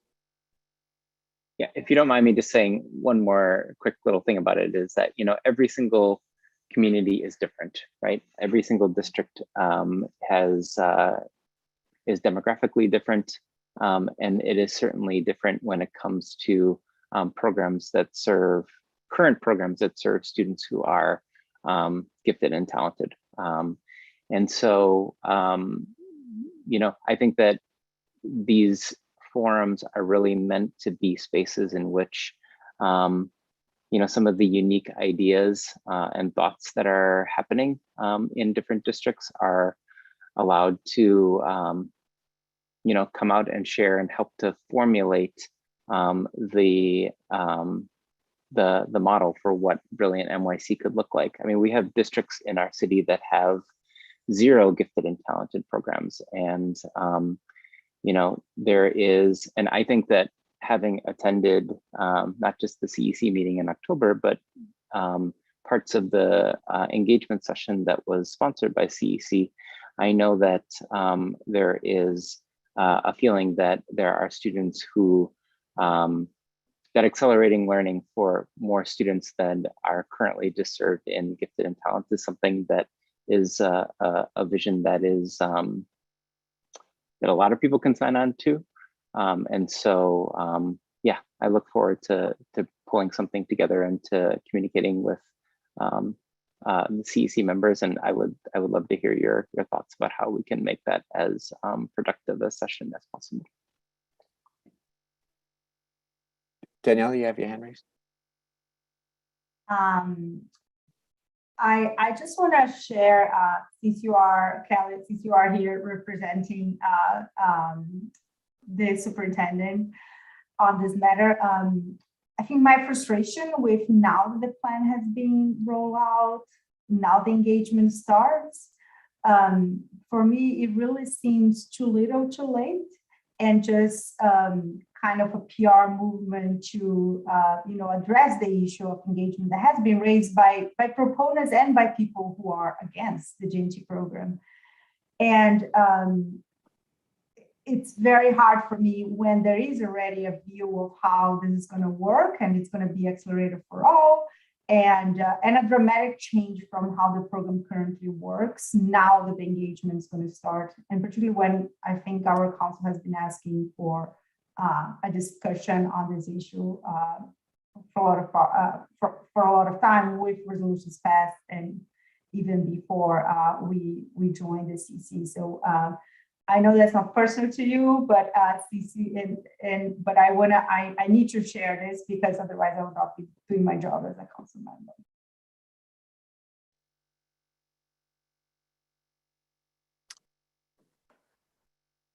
Kush, you have your hand raised. Yeah, regarding the I know several of us went to CECD4, and I want to be negative about it, but I see 34 other, 30 something other participants on this call.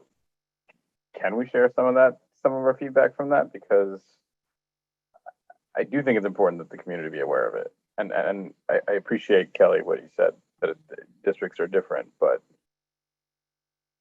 to add on to Daniela's point, and I know we discussed some of this, but to add on to Daniela's point, there is some behavior by senior DOE officials that the public should be aware of, that and I think should not tolerate. But I, again, don't want to be out of order here.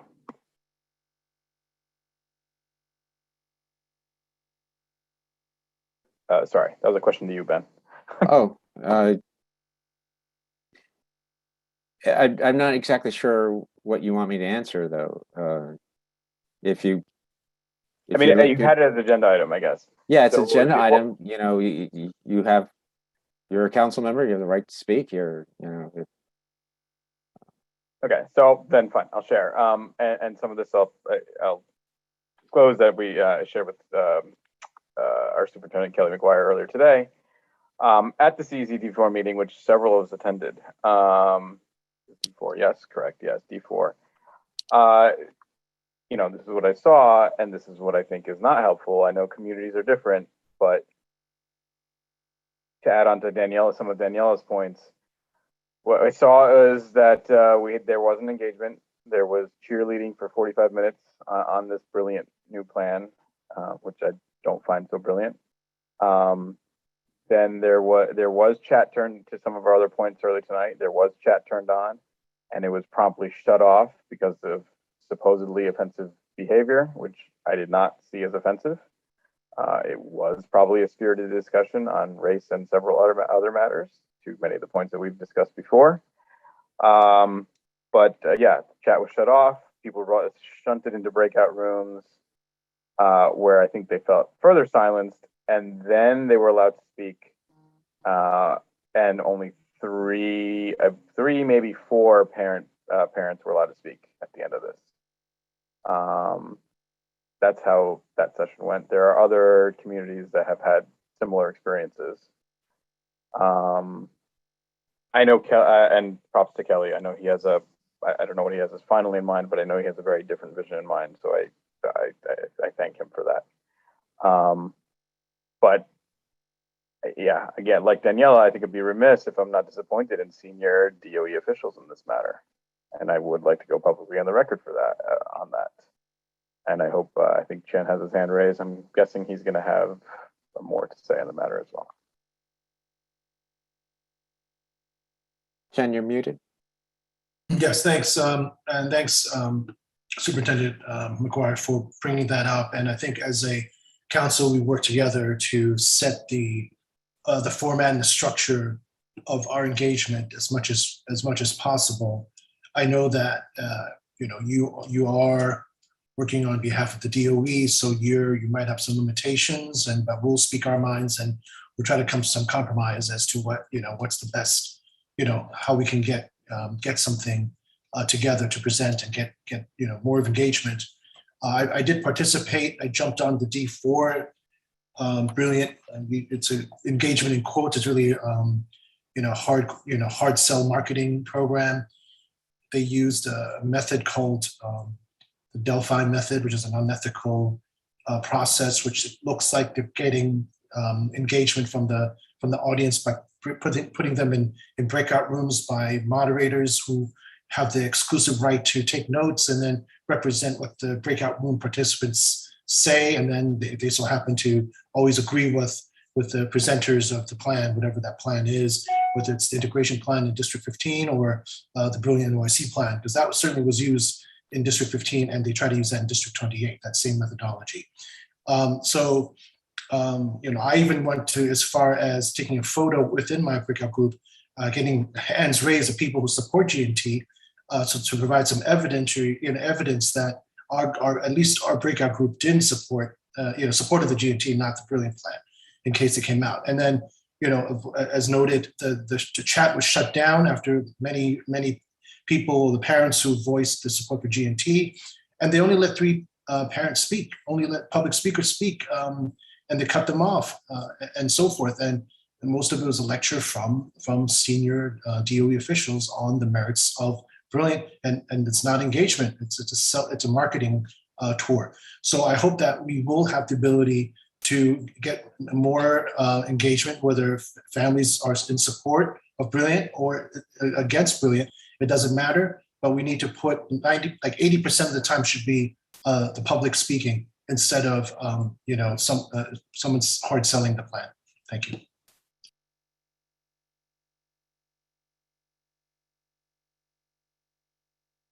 Lupe, you have your hand raised. Yes, I think that these engagement sessions that the DOE has decided to do within each council is really effective. However, I think we as council members, as we were discussing when we were considering the option of opening up our chat, need to take in great consideration that, again, I think it was suggested that we lead by example. And I think that there were some members on our council that I was extremely embarrassed by the things that were being commented on in the chat. And I think that's exactly kind of the reason why they had to shut it down, and hence part of the reason why we've had to shut it down in the past, even within our council. This is a work in progress. Nothing is perfect. However, we as council members cannot, we need to help and support each other, regardless of whether or not we agree. And just being respectful, regardless if we agree with the policy that might be at hand. It should not, some of the toxicity that was said was extremely offensive, and it was not fair to the council members that had put that together within their district. It was a District 4 engagement. Now, they did invite us as council members, as parent leaders, but it was not our job to create a space that their own family members felt offended. There were students, there were kids on that Zoom engagement, and they had to read and see some of the things that were being said.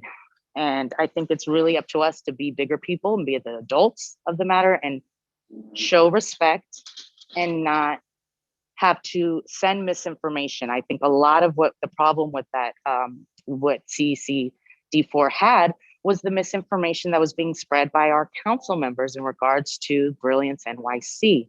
When we're telling families that there will no longer be an accelerated program for the students that are currently in that program, and that's not the case, it's unfair because we're not giving the right information. And I think it's really important that we not spread misinformation, but actually allow the CECs that are providing their and hosting their own CEC engagements to allow their families to participate and not take over.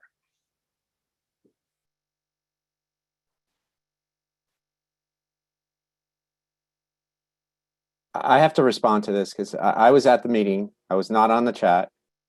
So I don't, you were making a lot of insinuations here about our council members providing no evidence.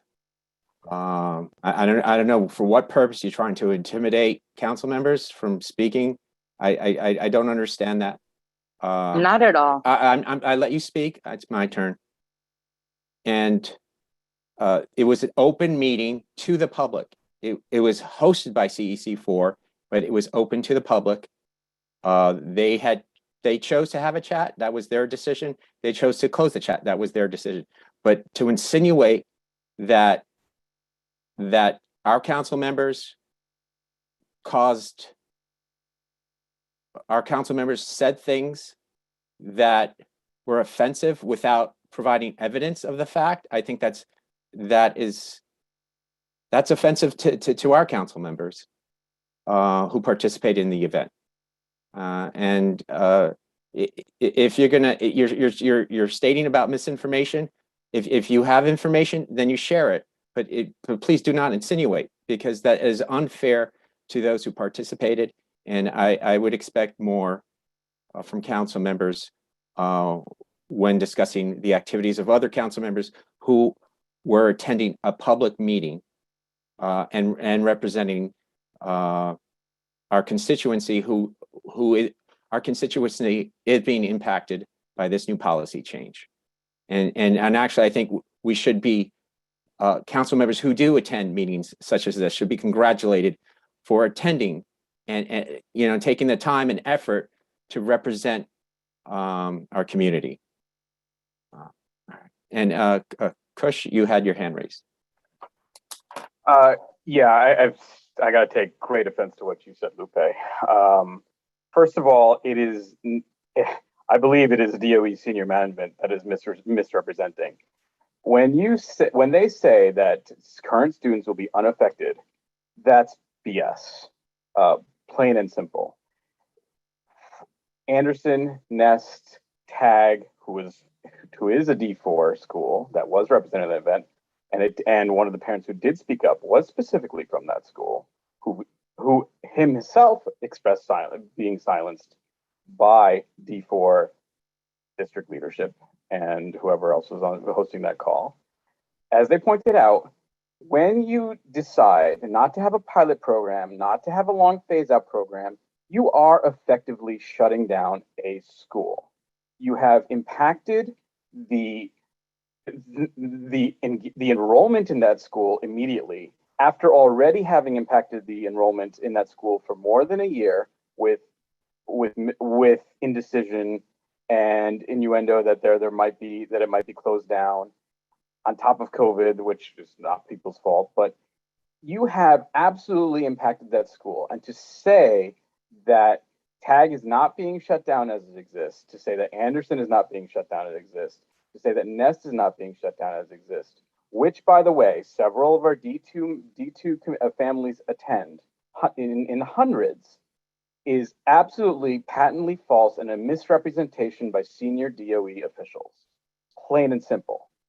Beyond that, as it affects, if you want to discuss our specific district that is affected by this, TAG, by the way, having lost approximately 30 students, which may not seem that much, has cannibalized from our own district G&T programs. Specifically, I will point to PS 33, which for years has had full G&T enrollment at 32 students per class. The average class size is now 16. So to say that these students will be unaffected and be able to graduate normally is absolutely patently false and a misrepresentation by Marisol Rosales and other senior DOE officials. Plain and simple. And that is just one school that I happen to be intimately familiar with. I'm sure it's PS 111 is affected. I'm sure PS 11 is affected. I'm sure Lower Lab is affected by all this as well. These are schools in our district and actually have representation on this specific council. So, furthermore, beyond that, nothing offensive was said. There were some very pointed things about race that were said. And since you want to bring it up, I will say this, and I shared this with Kelly earlier today. Absolutely, Asian parents have a right to be upset and offended by this. I just got a letter from my daughter's school earlier this week, saying that all cultures and communities are valued, all ethnicities are valued, which does not exist with senior DOE officials pushing down. Some people take offense to the fact that it's called CRT. They call it culturally responsive education. I call it Kendi-esque line of thinking, which specifically, and others like Adrian Austin like to refer to it as anti-racism and being committed to the anti-racism cause. I don't stand behind this, and many others in this council don't stand behind this, but I don't want to speak for them. It specifically allows for one or more ethnic groups to be biased against, I call it being racist against, but to be biased against until racial ratios equalize. And whether that's a school or a jail or a federal building that you're talking about, they allow for that. To me, that cannot coexist with valuing all cultures and not discriminating against all cultures, because you are specifically allowing for the discrimination of cultures. And this coincides in not just the G&T issue, but in the screen middle school enrollment issue, in the high school issue, and many other issues that affect us today. So if you want to say that we were disrespectful, nonsense. We are speaking our minds. You want to say it's okay to talk about race. It's okay to talk about race when the narrative fits your point of view or senior DO officials' point of view. It is not okay for us to speak up for ourselves. No one has bothered to ask why, and this is why I wrote the resolution to Chancellor Porter to come to our meetings. No one has ever asked, why did 4 Asians get elected to this Community Education Council? I leave that as a hanging question for you to answer.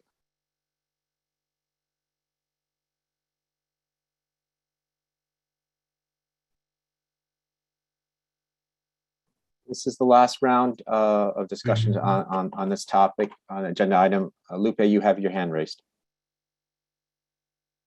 I just want to respond as far as, some things you asked about, Ben, in regards to proof. As you said, you were not reading the chat. I was. The chat has been provided to DOE officials, including Kelly McGuire. So it's out there. I'm not, and I'm sure if we needed to, we can bring up some of the things that were said in the chat. Chat's part of open meeting. Anyone can have access to it. Exactly. And so these are not statements that I am making up, as you maybe insinuated. I did not mean to offend you, but As I'm sure it's possible they didn't mean to offend the students and families that were participating. And like I said, I just think that we need to be set better and respect other people's spaces and allow it to still be safe, regardless of people agreeing or not.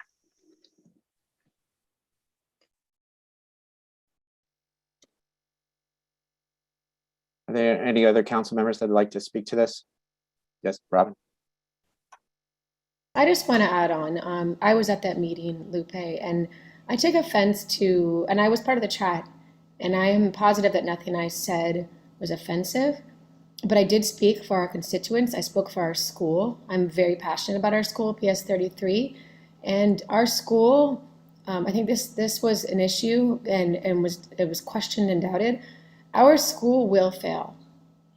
We have an incredible school with a very diverse student body, and we depend on both programs, and we support one another, and we don't want to lose either one, and we will fail. And we've had parents come to these meetings, parents you've heard if you've been at these meetings, who've spoken up and asked why they haven't been listened to, why they haven't been asked how they feel, gen ed parents. And that is what I brought up in the chat, how our school, PS 33, which I put so much love and time into as president, as advocate, as parent to 3 separate children who've attended, as a friend, our school cannot exist with Brilliant NYC. And I take offense to you saying that I shouldn't say that because I was elected by those parents. Those parents put their faith in me. They speak to me on a regular basis. They come to our meetings. They sit here through rounds and rounds and rounds of conversations without being able to say anything. And they depend on us. They elected us to represent them. I was elected. And I go to these meetings because they are open, because I believe in freedom of speech, and I believe that if the DOE is asking for engagement, that we should engage. I don't believe in feeding them narrative to get on their good side. And I'm sorry if that's offensive to you. And I welcome you to bring anything from the chat to our meeting. If you're going to start putting insults out there among our fellow council members, which is not safe, which doesn't feel safe, it feels really uncomfortable for me and for my friends on this council for you to say that and to make insinuations without any backup. I welcome you to bring it. And we don't have time right now because you've already spoken twice on one topic. But don't insult me. Don't insult other people who are doing their job and representing the people who elected them. And I stand by what I said. I support PS 33. I support the students who go there in all programs, all colors, all races, all socioeconomic backgrounds. So do what you want with that. But that's how I stand. And I'm going to continue to say that in any meeting that I'm invited to. Whether it's a chat or not, if I can speak, I will speak. If I can chat, I will chat. And I will continue to spread the word. Councilmember Broshi. It's just a minor point, and Robin, you don't have to respond, but I'd be really curious to understand how PS 33 could be such a magnificent community that would suddenly fail if it didn't increase access to accelerated learning. If it increased access to accelerated learning to more students, I don't understand how such an amazing school would no longer thrive and be an attractive place. Like, why would families want to leave this amazing school just because of Brilliant NYC?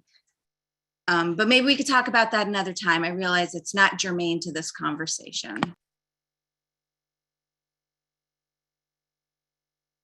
It is germane. Can I ask if whoever had a round of speaking, can we end that discussion, allow any other ones who haven't spoken a chance? If not, if no one else wants to speak, we move on in the interest of time.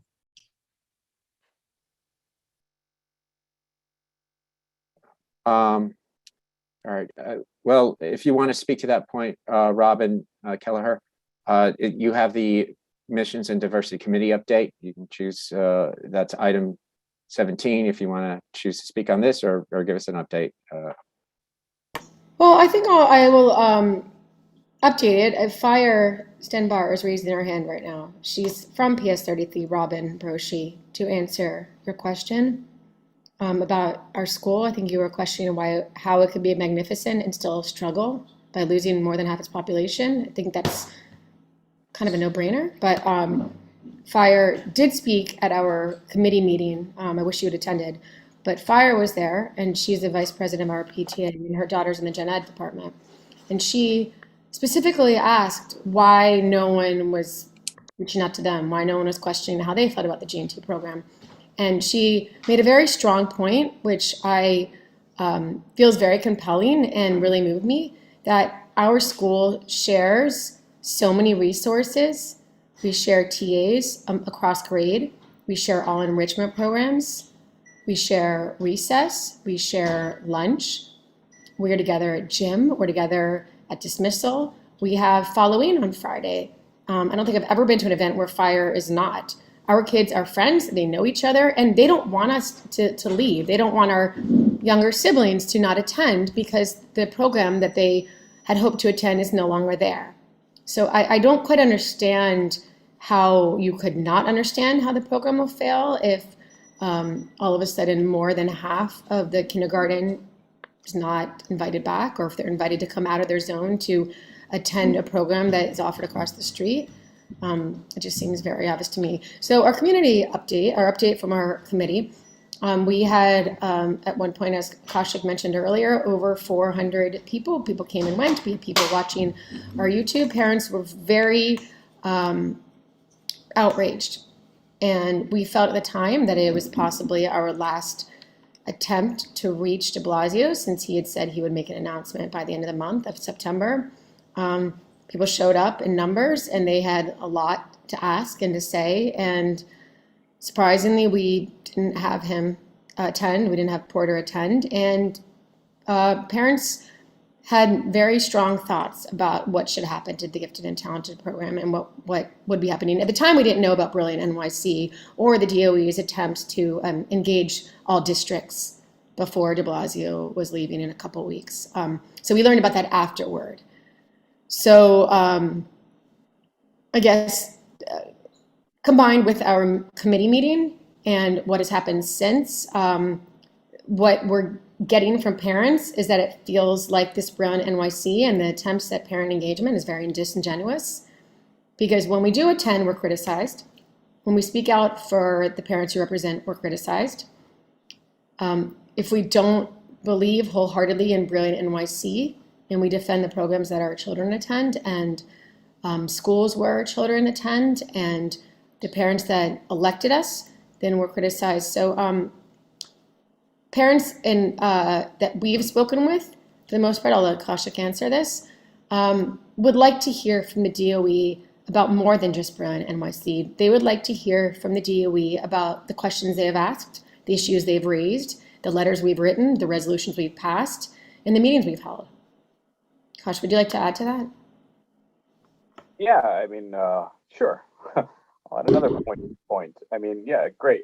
So we, as G&T parents, are often accused of privilege and access. I think there is no greater access and privilege than what was expressed in the D4 meeting, where Kalira Salas clearly has access and privilege to senior levels of DOE, and people who disagree with him do not. I will echo that for Gail Brewer. I will echo that for Sade, and perhaps an improper relationship there with Shino Tanakawa.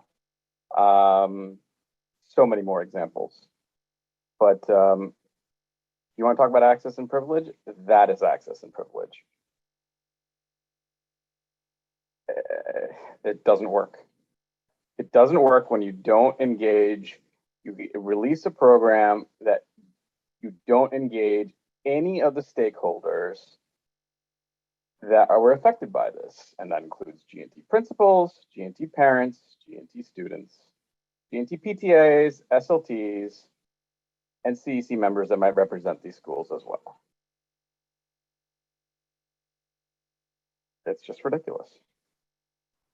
And again, I echo Robin's sentiment, Robin Kelleher's sentiment that yeah, I don't understand why you don't get that. Who is going to travel? Who's going to travel? People currently travel out of their way to travel to the G&T schools where they're actually increasing diversity, believe it or not, by doing so. And instead, if you're offered an alternative, if you're told that that program no longer exists, that that program is being phased out, and not phased out gradually over a few years, not because of a pilot program, that's happening right now based on a whim on a mayor who wants to run for governor. And what's not to understand? Who's going to travel to that? What kindergarten parent is going to go do that? What first grade parent is going to do that? What second grade parent is going to do that? What third, fourth, fifth, sixth grade parent that wasn't already contemplating moving out of the city for any number of reasons, whether it be COVID or middle school admissions or high school admissions, what parent doesn't immediately decide to possibly move, whether it's out of the city, whether it's to a charter school, whether it's to a private school or a Catholic school, or just, again, out of the city, period? How does that not accelerate this? Why is this not obvious to you, Robin Roshi? Why is this not obvious to senior DOE? Or maybe it is and they don't care. But again, I'll highlight that we didn't get those enrollment numbers. But I will bet money that that we haven't gotten those numbers because they show district enrollment down 20 to 25%, and they fled all over the place, including charter schools, which they conveniently included in the numbers we were given. And they also fled to Catholic schools, to private schools, and out of the city.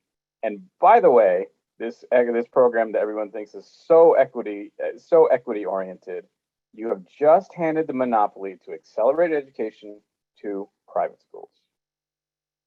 And that's, of course, that's assuming, if we assume that de Blasio and Porter actually have the standing to do this, which they don't. The next mayor does, but they've intentionally sabotaged the situation, not just for the next mayor, but for all parents living in New York City. And I will continue to call out anyone who collaborates with them on these matters. And that includes Kalira Salas, who held that D4 meeting. That includes Chino Tanakawa, who have spoken against many times. That includes Taj Sutton, who had a similar engagement with Chancellor Porter last night. We don't get access to Chancellor Porter, even though we're the largest district, or I don't know if we're the largest or one of the largest, but certainly one of the ones with the largest G&T programs. We don't get that kind of privilege because she doesn't like the fact that who got elected recently. And again, I point out who got elected and didn't have the privilege of appointment.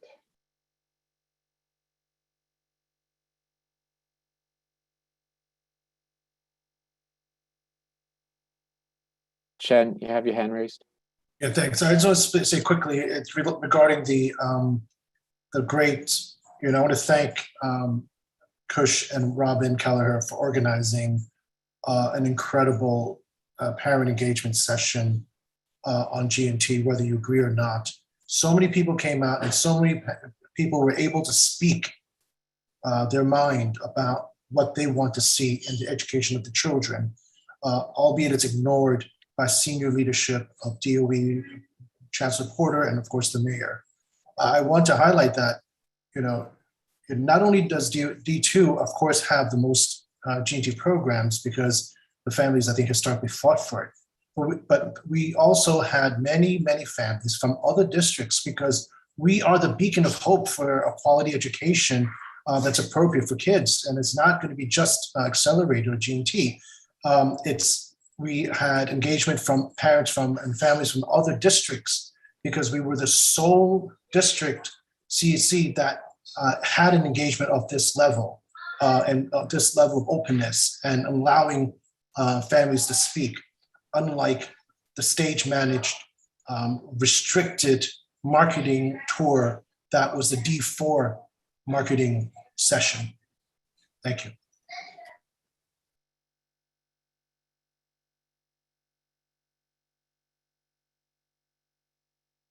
So no more comments, then I'll move on to the next item on the agenda. And there was an announcement yesterday, I heard it secondhand. Chancellor Porter attended a meeting at CECD2, and she said there will be no middle school screened admissions for next year.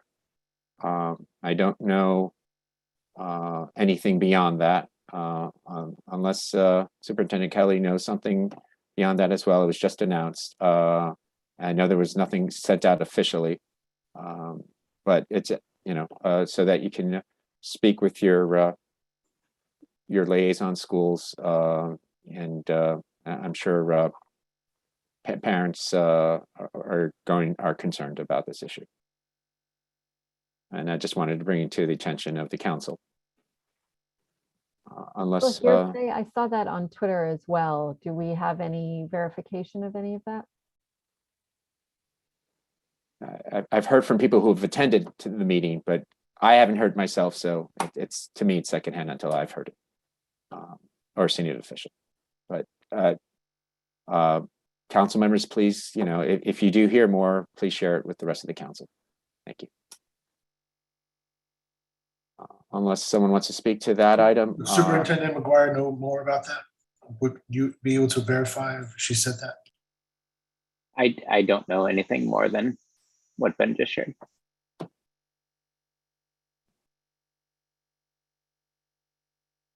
Okay, item 19, council meeting minutes update. I actually spoke with Michelle Chang this earlier this afternoon, and one, we haven't had any meeting minutes approved since October of last year, and at this point, I don't know how you can approve minutes from a previous council with the current council.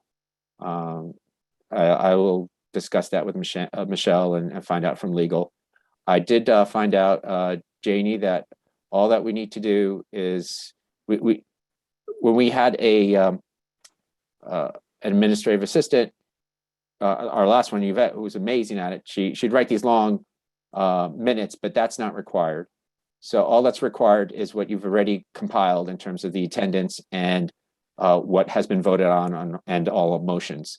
So if you have all that, we can just put it down in terms of the, format it and call it minutes, and then we can vote on it to add that to our website, the minutes. And the last thing though is I discussed it with Michelle Chang. Since we do record all these meetings, if you could just, I can send you the links. If we could just add the link to that format of what, if someone wants to review the meeting on their own time, that's fine as well. But we could just need the attendance and how people voted, including all motions.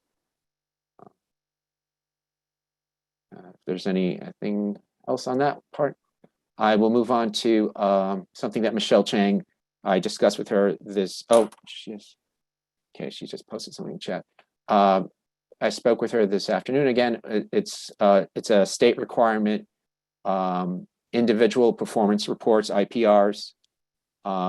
Basically, you have to confirm that you attended the meetings you attended and any other relevant meetings, and it has to be recorded and then sent out to FACE as well. So you can just email Michelle and she'll compile it and submit it to the but that is a state requirement. So please complete the forms that Michelle sent out, and we need to do that from July through October. Can I ask a question? Yes, Danielle? And maybe this is in the form, I have not reviewed what Michelle sent yet, but does it explain all different types of meetings, or is only SLT meetings, or if it includes, I just want to make sure that I know what I need to report. Hi, Danielle. Yeah. Who was that? Oh, so I was going to comment. I have extremely spotty internet, so I'm sorry if I'm interrupting someone, and I hope you all can hear me, but it just needs to be the like the actions you would have taken as a CEC member. So it could be a school you liaise with, it could be any committee meetings. Of course, we already have attendance for calendar and business meeting. You really don't have to record that, but you could as well. Can I ask as well, when you say any liaison schools, I mean, there hasn't been a lot of visits to liaison schools as of late, but there's been a lot of, I assume, emails and or Zooms. I assume that's in this world what we're talking about, correct? The Zooms, yeah. Yes, you can record, even just if it was a phone conversation or emails, that's fine as well. Yeah, Ushma asked the question about, does it need to be just October? Honestly, just October is fine. So what happens is I compile, well, usually Vet would, but I will compile them and hand them off to the chancellor's office, who gives them to the PEP members. And they will let me know if they have any questions. But the bigger thing is I do always send whatever resolutions pass. Because I think more importantly than them knowing that, you went to a school is like, what are the resolutions that came out? So those always go to the PEP each month. And those have been happening since July, so you don't have to worry about catching up on those.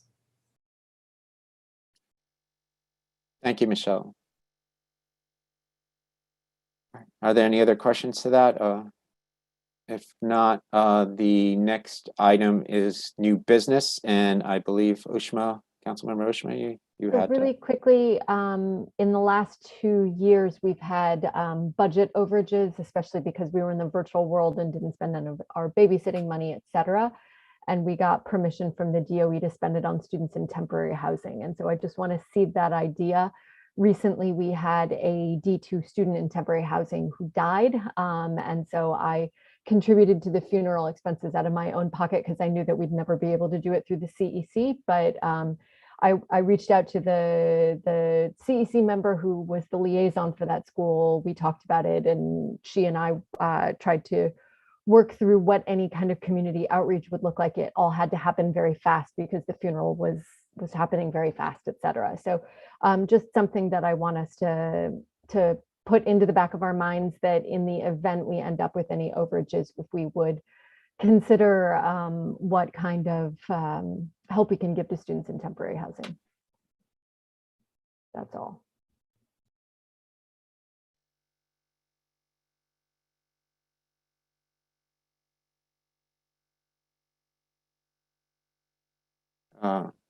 Ushma, if you want to submit a proposal to the council for discussion at our next meeting. We did wind up giving last year, I believe, 17,000. Just because we didn't spend it, but it went through the DOE in a sense, or District 2's office, I should say. And there were some nice things that we donated, including backpacks and calculators. And that was spearheaded by Councilmember Ushma and some other council members too. But I did, as I said earlier, I will look into with Chen and Danielle and whoever regarding the Zoom account and what upgrades that we can take to make improvements. All right, if there's anything else, a new business. Okay, then make a motion to adjourn. A second. Okay. Yeah, all hands. Yeah. All right. Thank you, everyone. And we'll see you Tuesday, November 9th. Bye, guys. Thank you.